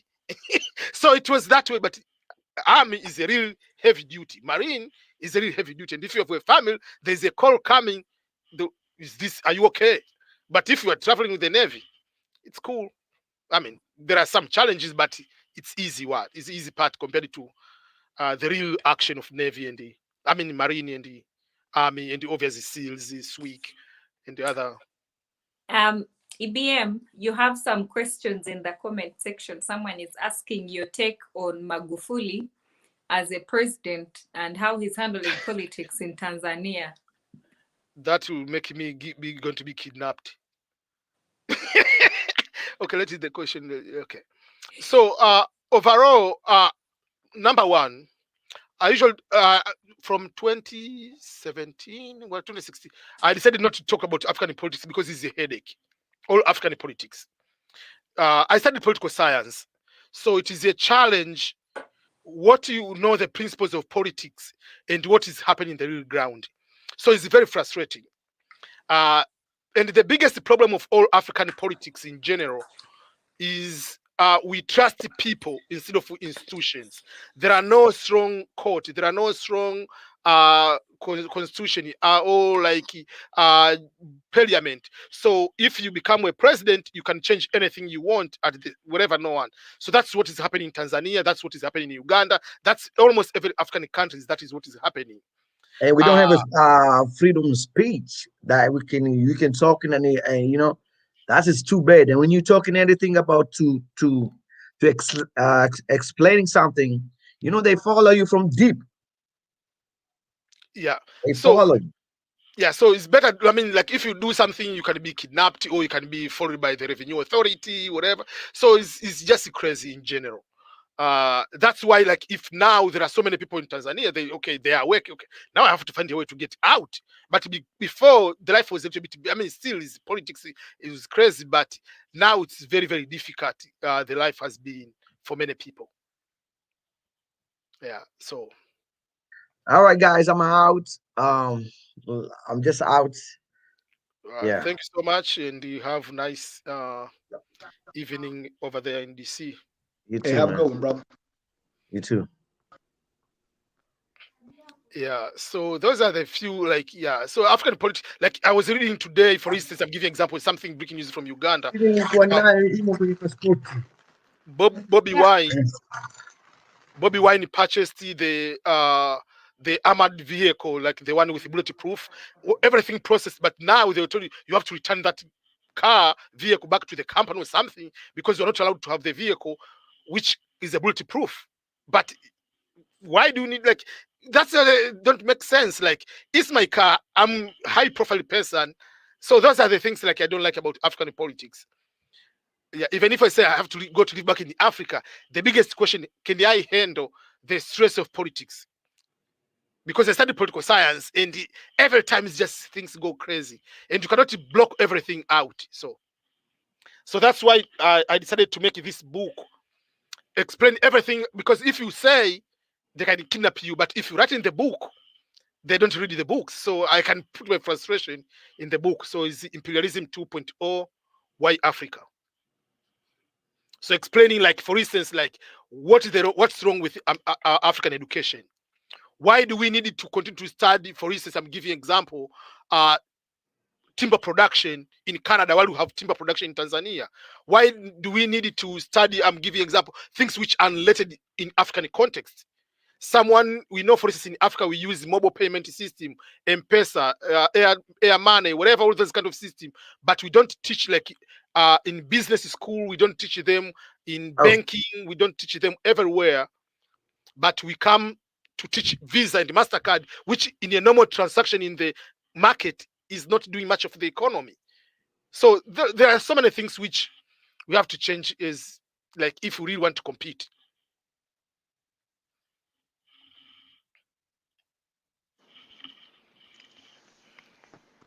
Yeah, Sorry. and I believe that. I'm sorry. Go ahead. No, I was just looking up your book on Amazon. Oh, yeah. Um, Yeah. So is it okay? There is a paperback. Okay, because it was There's a paperback. initially There is it paperback. was it was initially trying to give me the an audio book. Yeah. So audio I didn't put in my English, so you'll be okay. I had to pay professional. Because that is another thing I came to learn. If you want to compete in the highest level, you don't need to do everything on your own.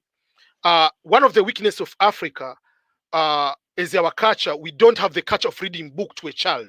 So we didn't grow up in that way. So if I read a book as an academician, not reading like a book as a story. So in Western culture, like in America, for instance, people are used to read a book to someone. So someone can be interested to continue to hear that. So those are the people. So there are some people online. You just on Amazon as the author, you give it a certain back end. You can upload your book and you ask people to read maybe the first 2 pages. Like they do like a demonstration, and you choose which one you want. You can choose a male. You can say I want a female or a male, or this kind of southern, northern, whatever, or general accent. You choose whatever you want. So from there, and it's very, very cheap to do that. So for instance, the entire book, someone read this one, I don't know, for $120 or $100, whatever. So turn it to become audiobook. Yeah. So Yeah, I like audiobooks, but I also like to feel the have the physical.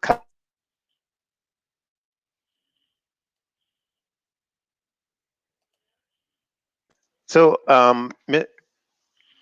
Mr. Truth, I got a quick military question for you. Like, where all have you been, if you don't mind me asking?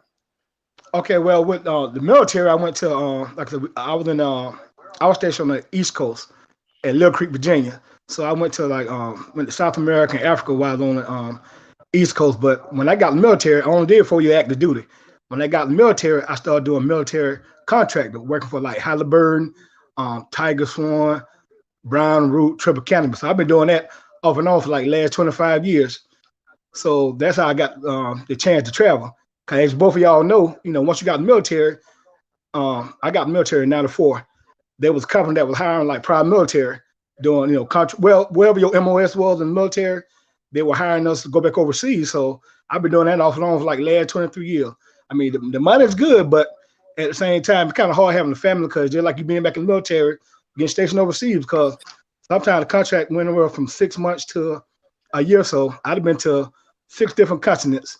I mean, Australia, Africa, South America, just a whole bunch of different countries. Because we usually we only be in different countries for like a couple months at a time, especially when you're working with like Halliburton, because they go and do checking on gas sample and oil sample. So I tell them about it. They got military, they try to either get back on doing a military contract or a government job or start your own business. Guys, my phone is dying. So I'll just jump off and I'll stay in the comment section, but I can't do the video. I'd have to save. Yeah. And thank you guys for joining us. All of you guys, XP, Ray, everyone. Thank you so much. I'll just keep in the comment section, but my battery is dying. Okay. Okay.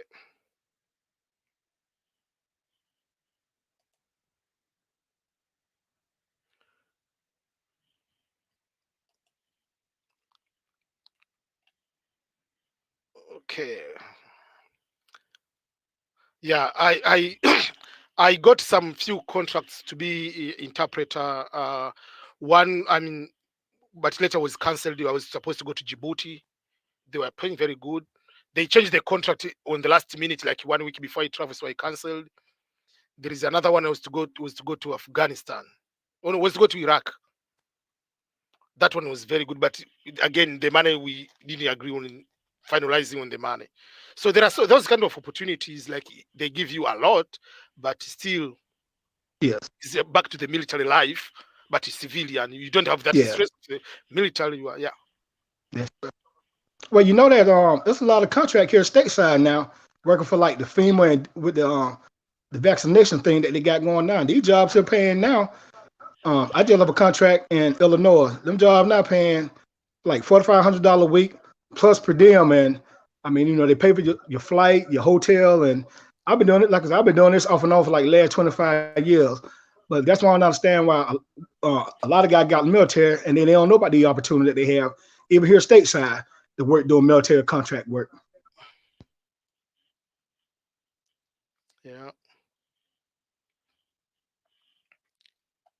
Yeah, there are so many opportunities as long as I mean, as long as you make sure that just find the opportunities and don't mess up, especially if you're back from the military, don't mess up your record.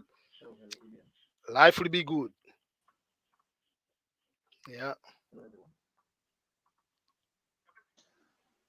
Quick question: what made you get into study political science?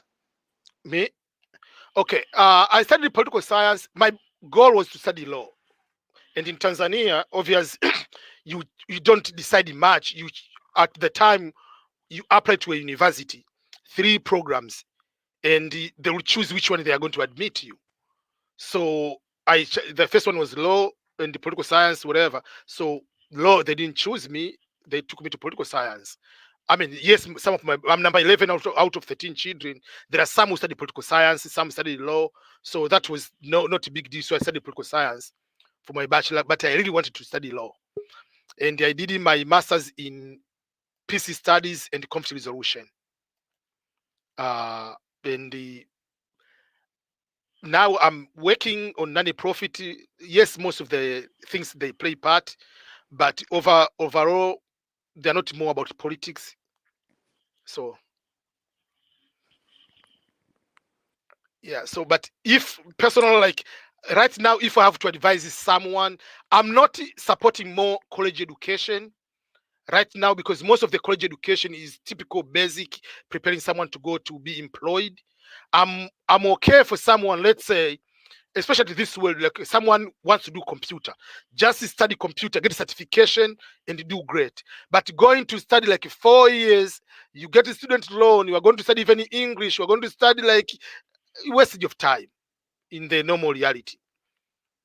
If someone wants to do like editing, I mean, doing some graphics, whatever, those kind of things, just find a way of getting certification and you can be able to do them. That, I mean, that's what I support more than wasting people's time, like 4 years of studying political science, but inside there you study the unnecessary things like. And you know Welcome. what? Yeah. I agree. Hi because guys, oh, hey Ray. Ciao. I'm fine. How are you? How are you, ABM, XP, Mr. Truth? Hi guys. I Good. was like, oh my god, all my friends are here today. I have to join this chat. And Benefits for you were the one Alico. who texted me, right? Ray, right? Yeah, I reached out to you on Instagram. Yeah. You're supposed Okay. to talk. Yeah. Yeah, that's what I say. You haven't found me on WhatsApp. I say, okay, find the number. I give the number. I say, okay. Yeah, You are I welcome. will. I'll reach out. Okay. Yeah. Are you in Uganda now or I you want are to, in Juba?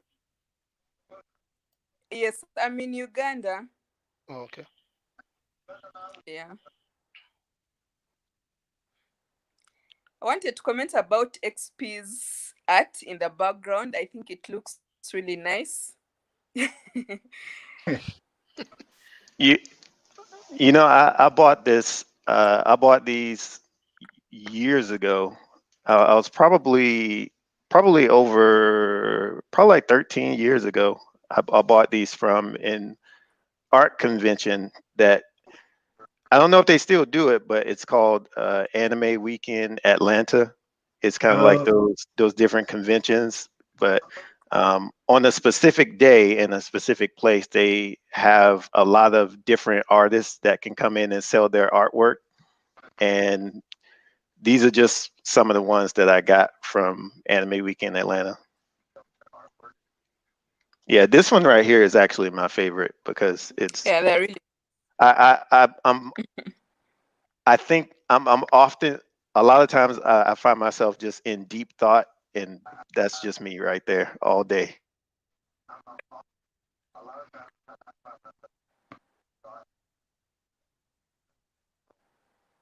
Okay, that's nice.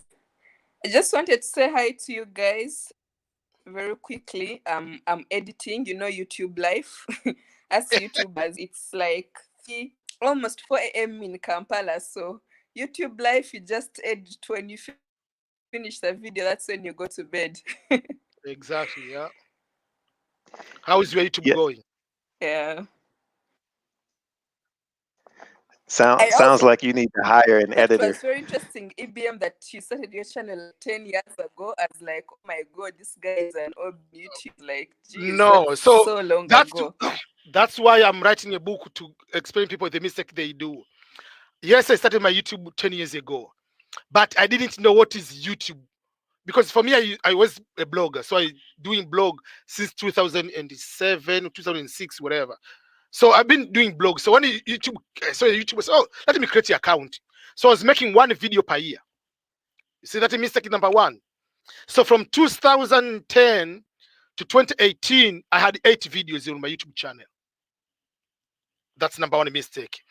Then in 2019, I put like 3-4 videos, whatever. So I didn't know even YouTube pays. I didn't know like whatever, but I used so much energy to respond to people's question. Like, so I have to give the audio, I have to write like so what will be the easiest way I can be able to respond to so many people in a quicker and easy way? And after learning that I can be able to get paid for what I'm doing, so why not? So that's the time I say, okay, let me take YouTube serious. So that was October 16, 2019. So I said I took an oath to make a video, 1,000 videos in one calendar year, which was tough, but I ended up making almost 800 videos. Wow. So from that moment, like, so it makes me easier for now. If someone asking me any question, I've already made a video. So listen, watch the video, then I'm coming to give the more updated version if I have to explain to you something. So for me, videos, it will become like part of me, like respond to any question. So how to join the military? People are asking the question. These are the procedure. Why should you join the military? These are the advantages. Why should you find a federal job if you are immigrant and you are a US citizen? These are the reasons. So for me, I'm just making it easier while you're helping people, but it helps my time not to spend much time on respond to the same question, because I feel so bad if someone, I remember myself, I was in Africa, someone find your email, write you an email, don't get a response. So someone is asking, how did you go to America? So I can give you the link and explain these are the steps, and I advise you, if you have a good education way is the best way because of this one. Oh, I know people go to green card. These are the steps. So to make it easier to get that email from someone abroad, it means a lot. But you know what's crazy? It seems like a lot of Americans, they be more focused on negative YouTube, just like the information that you're talking about. You're talking about something positive and something that can help people, but you will get less views, and you go get somebody who got love and hip hop on the continent, they'll get a million views. Yeah, I mean, for something that's not helping nobody. And I've seen that exactly. time and time again. And what happened with me about 3 years ago, I had a YouTube channel, and within like 4 months, I had got like 200,000 subscribers. But I was over in Afghanistan and Iraq, and I was just making videos of, when we was having like firefights and stuff like that. And of course, I got a call from the Pentagon, like, hey, you need to take those videos down. So, I had to go ahead and delete the page. But like we said, people just be more focused on negative stuff than positive things. And that is a big challenge, yes, especially with a YouTuber. And some people, they get lost. They have to follow the trending topic, even if it's not part of them. So sometimes they put a video there, you get 200 people.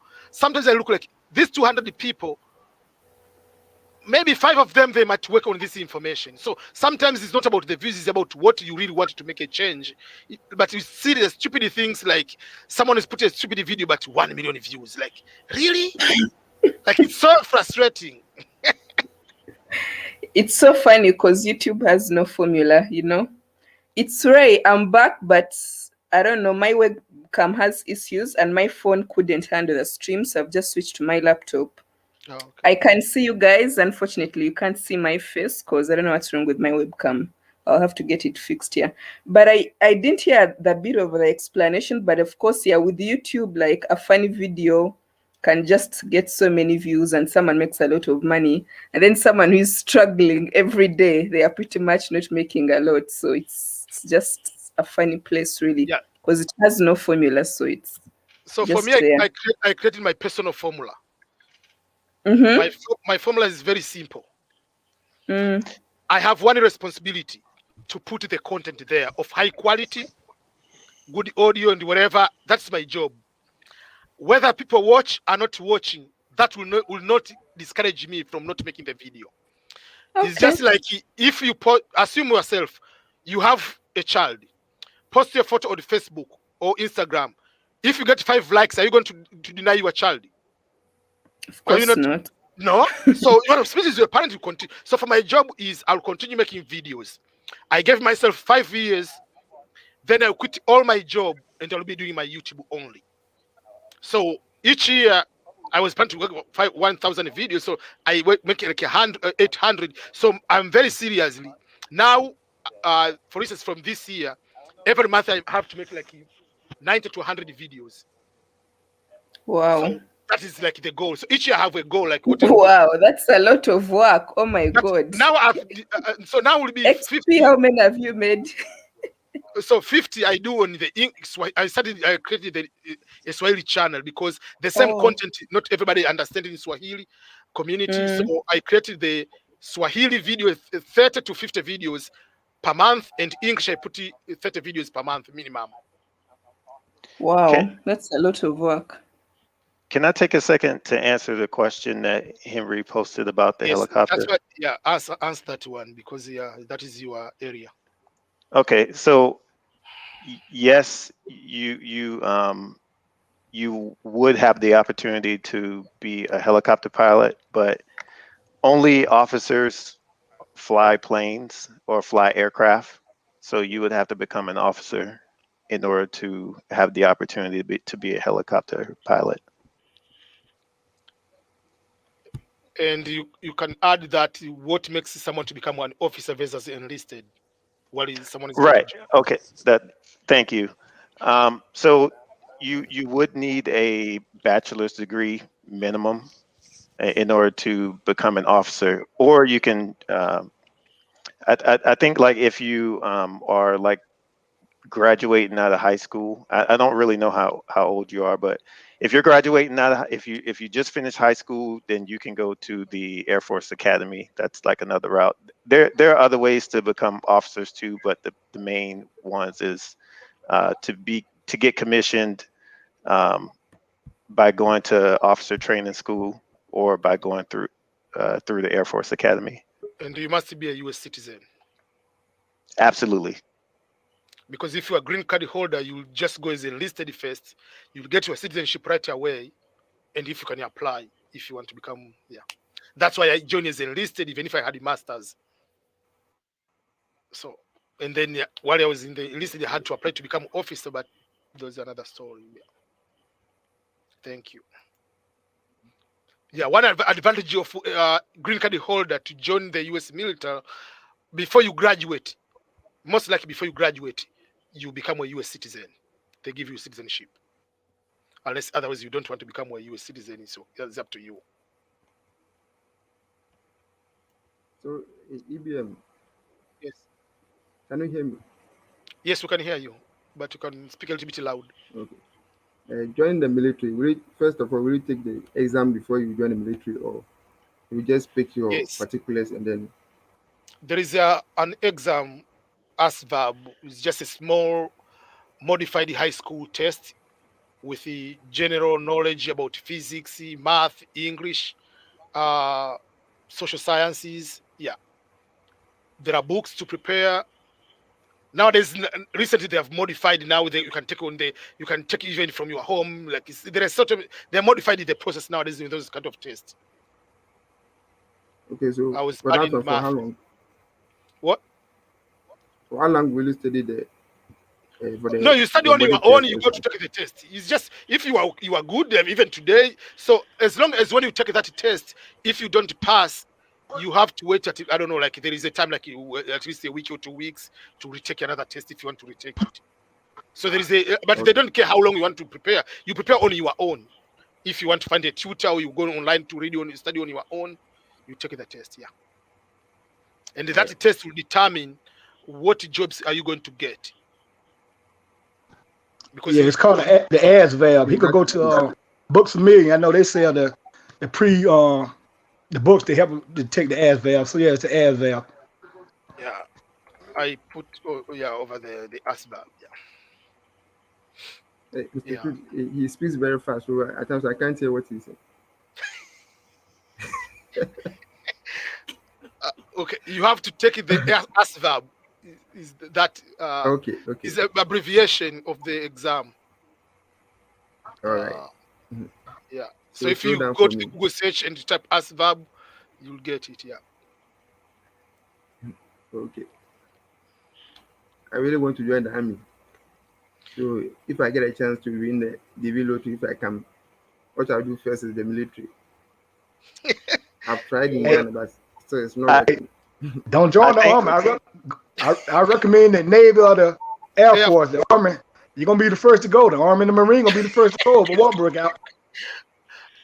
I usually tell people if your aim is to get benefits, there are two aims. Yes, you are serving the country. I agree with that. But if you really want to serve the country, yes, join the army or marine. But if you are concerned more about the benefits, just go and do the navy. Don't have any problem with anybody. Take the easy one or go Air Force. Yeah. Yeah, benefits and quality of life. I think quality of life is a big one because Army bases and Marine bases compared to Air Force bases, there's no comparison. But I liked the Army's food. I liked it. I went our advanced training. We were at the Army base. Man, they had very good. I mean, they had very good food compared to the Navy. I said, maybe I think maybe that is the way of convincing people to enjoy that life. And they have better. I mean, they have very good uniform too. The So I have uniform a wise, question for you guys. Okay, so even Yeah. for the training for how months? Like how months will it be in the training section? training each Air branch is Force or different. Navy? Navy is 8 weeks. Army is 10. I don't know. Okay. Or Marine, I don't know. But And I think Air Force is 6 to 8 weeks now. because I think there they're is around the same. yeah, there is one they don't count like the day the first week before you do the medical whatever. That really doesn't count because you can arrive in Wednesday whatever. So that doesn't count. So it's going to 7 to 8. All right. Okay. Yeah, and it's actually two types of training. So there's the basic training where they teach you about that military branch, all the customs and courtesies, how to march, and just basic knowledge. And then once you graduate basic training or boot camp, then they send you off to the school that you learn for you to learn the job or the career path that you chose or that they chose for you. For example, if you go into medical, you'll go to a school that is going to teach you things about the medical field. It's kind of like a college, and Yeah. that it's kind of like a college class, almost a college course. Do Yes, they I have a have question for you mechanical guys. Yes. Just go ahead Should with I your, ask, or yes, is ask. Henry asking? As I was saying, do they have a mechanical engineering section at the military camp? The You said engineering. Like if you want to, you yeah, said engineering, mechanical mechanical engineer. engineering, All right, like so I'm gonna automobile. yes. Okay. Strictly for automobiles, Yeah, for okay, or for aircraft. aircraft and automobile. Like do Okay. they teach you? Yeah, they teach you all of that. There's a job for all of that. However, I will say this, and this is full transparency, the folks who work on the aircraft are not the happiest people in the world because they work crazy long hours. It's a very demanding job. And if you get into that career field and you decide that you don't want to do it anymore, it's not the easiest thing to get out of, because you do have the opportunity that if you join, for example, to be medical, but you want to cross train and do a different career, you will have that opportunity. It's just that some career fields, because the that military branch really needs people in that field, it's more difficult to leave that field because they already have like a shortage. And aircraft maintenance is kind of difficult to get out because they always need people to maintain the aircraft. Those people are usually miserable. I'm just being honest.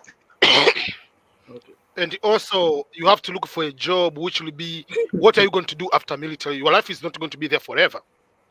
So if you want, your dream is to live in the small city, small town, and you want to be aircraft maintenance where the airport is. So you have to think all those kind of things like, okay, what am I going to do after that? Here, you join the military is not forever, it's a contract. It's not like in Africa you join until you go become old. You sign maybe 4 or 5 years contract depending on a school how it is, the advanced training. Most is 4 years. Do you still want to continue? So if you want to go out, what are you going to do?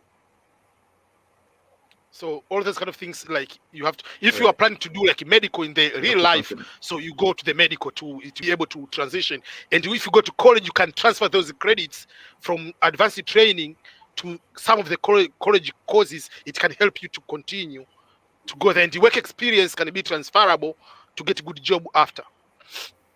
Yeah, definitely. All right. I would highly recommend going into it um, with a hey, what can I get out of this mindset? Like as a means to an end. What training can I get? What experience can I get? Um, what kind of network can I build with the people? That's Yes. that's one thing that I feel is probably undervalued. You're going to meet so many different people from all over from different walks of life.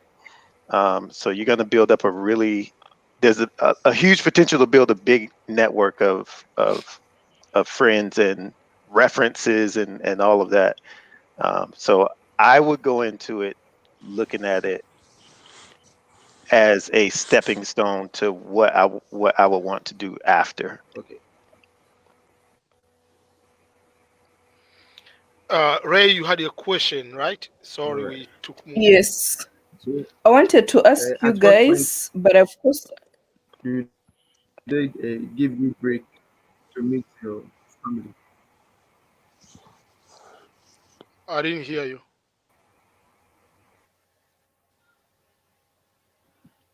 Henry, you first ask.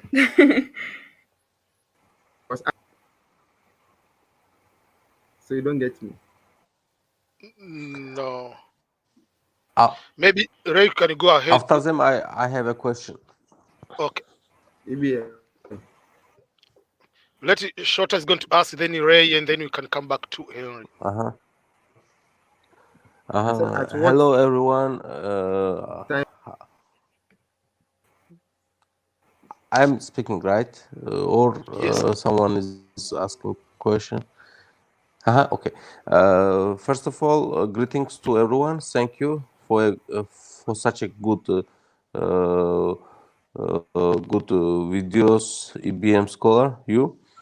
And I have a question about green card application. And this, one part of this question I asked already via YouTube, and you answered. But my question concerns the second part, and I will ask the question from the beginning in order to make it clear. While one of my child is American citizen, I have two child. And while filling my DV lottery application, I wrote one child instead two because one of my child is American citizen. And my question is, you told me that it is all right. Okay, thank you. I understand, but the DC application, immigrant visa application, asks the same question: number of children. Here, should I mention as one or two? Because it's different from DV lottery application. You understand? Yes. In this DC 260, should I mention one as a previous one or two? Thank you for your answer. On the actual visa, you have two options. You can say yes or no, because if you put even if you put you have a child, still the child is American citizen, you are not going to create a separate profile of what we call derivative profile so that they can get the visa. You don't need, you mention I have a child who is American citizen, but you don't create a separate dependent what? Yeah, you don't create a dependent page for that, because the dependent page will be for them to get the visa. So it's American citizen or a green card holder doesn't need that. And it is in part of on the application, the lottery application, they say whether you say you have or you don't have, it's not punishable at all because they don't need anything. Even on the visa part, you can mention I have, but they don't need the visa. So I could mention as I have a child, two child, or Yes. one child. If I mention Yes. one, is it okay, or I should? You can just go ahead with two? one. You can just say one. The other one is American citizen, doesn't need to go get the visa. Yeah. So, the second question. I am also going to apply for. I am applying for PhD degrees in United States. My TOEFL score is 96, and I got denied by 5 universities. Does it mean that 96 is not a good score for applying PhD, or I should raise my score up to 100? What do you think about this? The score is very, very good, that one. Have you done the GRE or GMAT examination? Actually, I did GRE, but this year most university do not require, and I haven't submitted it. Okay. Number one, because of COVID, they don't. Sir, by the way, I know that my question is not about green card. Second question is not about green card, but why I'm asking the question, because you are speaking about these topics also in your YouTube channel, and that's why I'm asking the question, because I have the chance to talk with you. Okay, thank you. Yeah, so number one, you are not the only one who is looking for PhD scholarships. There are so many people. So it's not about your score. Assume you have applied the New York University, NYU. There are 100 applicants. They admit only 5 to give them scholarship. So even if all have everything the same, Nice. some they'll be denied. So that's how it is. So my advice number one, don't apply 5 universities, apply 20, apply more than 10, 15, whatever. When I applied for my master's, I applied 25 universities. I got 3. I applied the PhD, but I didn't go. Nice. I applied 15, I got 2. So in average, in 7.5 universities, I got 1. When I applied 25 universities for masters, I got 3. So average about 8 universities, I got 1. My advice usually tell people minimum 10, but apply 15 and the above. Cristiano Ronaldo, until he's going to score 1 goal, or Messi, how many shots are they put on target? A lot of goals, a lot of shots. So what I can do, I see. I put a link And here. Mhm. On the link here is my free PhD book. This one you can download the book. It's a free one. It's called PhD thank you. Thank you. Scholarships for Africans in the United States. Even if I say it's for Africans, but it's not for Africans, it's for everybody. So this book, I've Yes. explained the process, everything. But what program do you want to study? For instance, if you say you want to study management, Political so all science. universities, what? Nice. Which one? Political you- science. Political science. So if you want to political science, all universities with political science giving you 100% scholarships for international students, they'll be here. University One, the link and everything, they'll be here. So if you download the version, you can be able to click the link and you go there. So it's almost 500 pages Thank free. you. Sir, last question, please. I apologize for other people who are waiting for ask questions.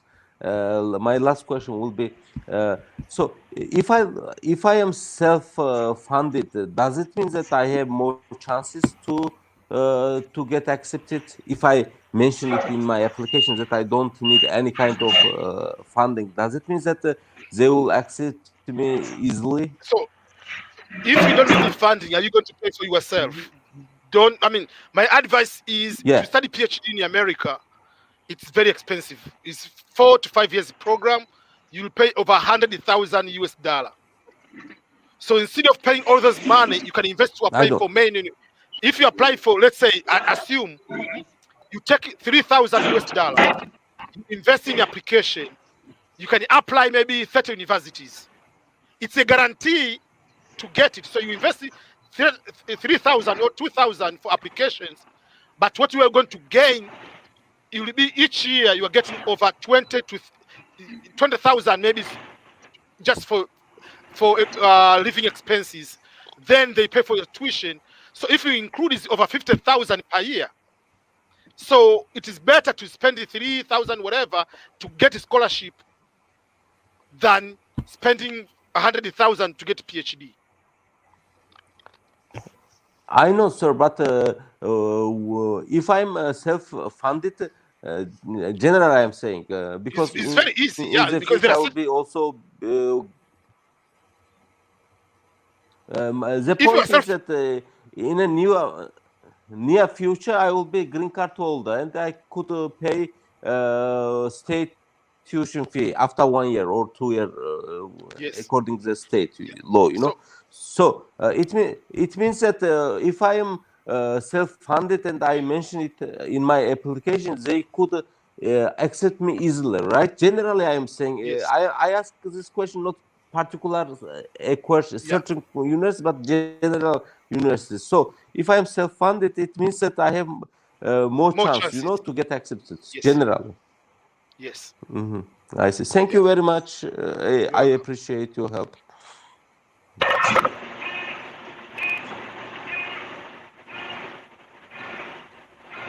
Hi, sir. Good evening. How are you? I'm good, sir. How about you? I'm doing good. Just so I'm at work, but I just saw you. You are doing live stream, and I just said let me say hi to you, and I have some questions to ask you. Thank you so much. So please, I just want to know about working in the American system is different from working in the Middle East. As they say in Middle East, they will come to Africa to hire the employees and bring them to their country to work for them. So actually, if work different. But in the United States, you come there and find your own way. Like if you want the work, you can work. If you don't want the work, you can take another job. But in the Middle East, it's not like that. Like for example, McDonald's, they came to Ghana and they hired us to, come here and work for them. So there are some things that I don't know, like workman's camp or something like that. They call it. I don't understand. Like insurance and that kind of stuff. I don't know. Yeah, Whether like here we have something we call this oh, I forgot this one. ESB or that we have something we call ESB, and some of them see pension, like pension money or that kind of stuff. I don't know if I'm saying it right. Yes, advantage here. Number one, the jobs. Even Stephen might just say something. The contract for jobs, we call most of the states, almost more than 47 states, they have we call employment or contract at hire, whatever. At will, contract at will means you can go today at your job, they can fire you, and you can go to your job and decide I'm quitting the job. No hard feeling. They can fire you as long as it's not on discrimination reason, like you are pregnant woman, they fire you because you are pregnant. Or they fire you because you are a woman, they fire you because you are black, or they fire you because you are white. So if it's not that particular reason, they don't need you to give a reason, whether the performance, they can fire you anytime. So, and you yourself, you can quit a job, you can start another job without impacting you the other job. Yes, in a normal way, you have to say goodbye to other people in a nice way so that if they get reference, in a good way to create a good bridge. But here you can change, you can go to one job to another. Certain jobs, they require some more extra training. For instance, insurance, you cannot sell insurance unless otherwise you have the license from the state. So there are certain requirements. There are certain jobs, they require special kind of certification or training. There are some, it's just what you know, or some they train you. Yeah. So but like jobs such as like Amazon, Walmart, and like McDonald's and stuff. I don't know whether they have like monthly this like one company here they will give you like monthly. They will, you need to get incentives like every month and that kind of stuff. I don't know whether they do the system with like that or not. You're asking how you get the job, or how much, how do they pay? Frequency. Yeah, like if they hire you and you'll be working there like every month, would they give you some like bonuses and that kind of stuff? I don't know. Here it's like that every month. It depends on the company. The bonus depends on the company. Not all the company they give bonus, but salary wise, some get paid per hour, but on most like bi-weekly after every 2 weeks, or every other week. So most likely you get paid 26 times in a year. Or some places just exactly 2 weeks. They take the Or so there are different ways how they arrange payment. Some they pay every week, but overall, there are certain jobs, most like productive jobs, production. They have, if you meet certain quota or certain thing, they can give bonus. But there are certain jobs you don't measure the success on. Especially NGO, they don't give bonuses, whatever, most of the NGO. So it depends on the job to job. Just like I'm just talking about just the normal job, those that do not require any certificates and like working there. No, like they Amazon. don't. You just, they train you like how to use the equipment or something, that's all. Just like 1 day training, that's all. Okay. Unless otherwise it's just like, if you are carrying the stuff with the forklift, you have to get certified because there is an exam you have to take to be certified to drive that one. It's just like a driving license. Yeah. So there is forklift certification. So, but I just want to know, like, can you, like, a person be able to survive, like, working, because people are saying, like, if I'm working in McDonald's or Amazon, like, it's not a surviving job. I don't know whether this is really true or not. It depends what you want. You can survive on, for instance, McDonald's. I mean, Amazon, they pay better. I mean, $15 per hour. Mostly, like, basically, to start a job. So it depends. $15 per hour. You per week in is 160 hours. I mean, per week is 40 hours, per month 160 hours. So 160 times $15, 2,400. They will take a lot of good tax over there. So let's say you remain by 1,700. If you are single, you can survive to start with. But if you want to go further, that's some people they get more good job or they have two jobs. Yeah, depending on what you spend and everything. Because Yeah. like most of the migrants, like for instance, like me like this, if I maybe by God permits, if I win the lottery, like for education, Africa, we have a lot to do. Sometimes if you are here going to school, it will be like you're wasting your time. Why don't you work and get money? African parents, they will say, why don't you work and get money? School is waste of time. So that's why I'm just asking all these questions, because we love to work more than to school, because it's like school is education is waste of time, and that one is the Yeah. best also. You suffer today and tomorrow you gain more. Like for instance, I have a friend in Italy who is going to school there, and those are working. And some of them are working, but he was Yeah. like he's wasting his time going to school. But when he finished the school, he get the good job more than the friends that started working before him. Yeah. So I just First want of to all, I know have to. if Uh, yeah. First of all, I have to say thank you for Miguel. You say you want to leave, right?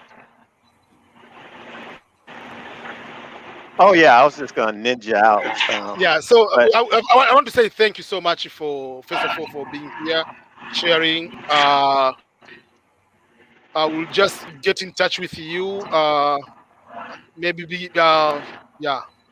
I will find you. Send you a message. I don't know how to send you a message. oh, Let me see. uh, I'll put my IG and Yeah, email in the private chat. that would be Yeah, good. Thank yeah. But thank you But for having me on the live. Miguel mentioned the countries that he would like to visit in Africa. He mentioned Ghana also as well. But Ghana also is a nice country. It's a nice country to be. I'm looking forward to. I'm actually gonna try to be in Ghana later this year. So that's Yeah, the plan. yeah, you will like it more than Jamaica. That's a hard sell, man. That's a hard sell. Jamaica was awesome. I don't know. Yeah, myself. Jamaican seniors are Ghanaians. They will like it more than Jamaica. Yeah, myself. I have Because to we end said today. Mr. Easy. Yeah, I'm saying myself. I have to end because I've been receiving a lot of texts. The kids are about to have dinner, so I have to go to eat dinner with them. Okay, sir, no Yeah, problem. I've been here. We have been You here for have plenty of time. almost 2 hours and 40 minutes. Yeah, so I have to say thank you and to end the broadcast because I have to go to help the kids. Yeah. Okay, sir. Thank you so much, sir. Yeah. So thank you so much, everyone.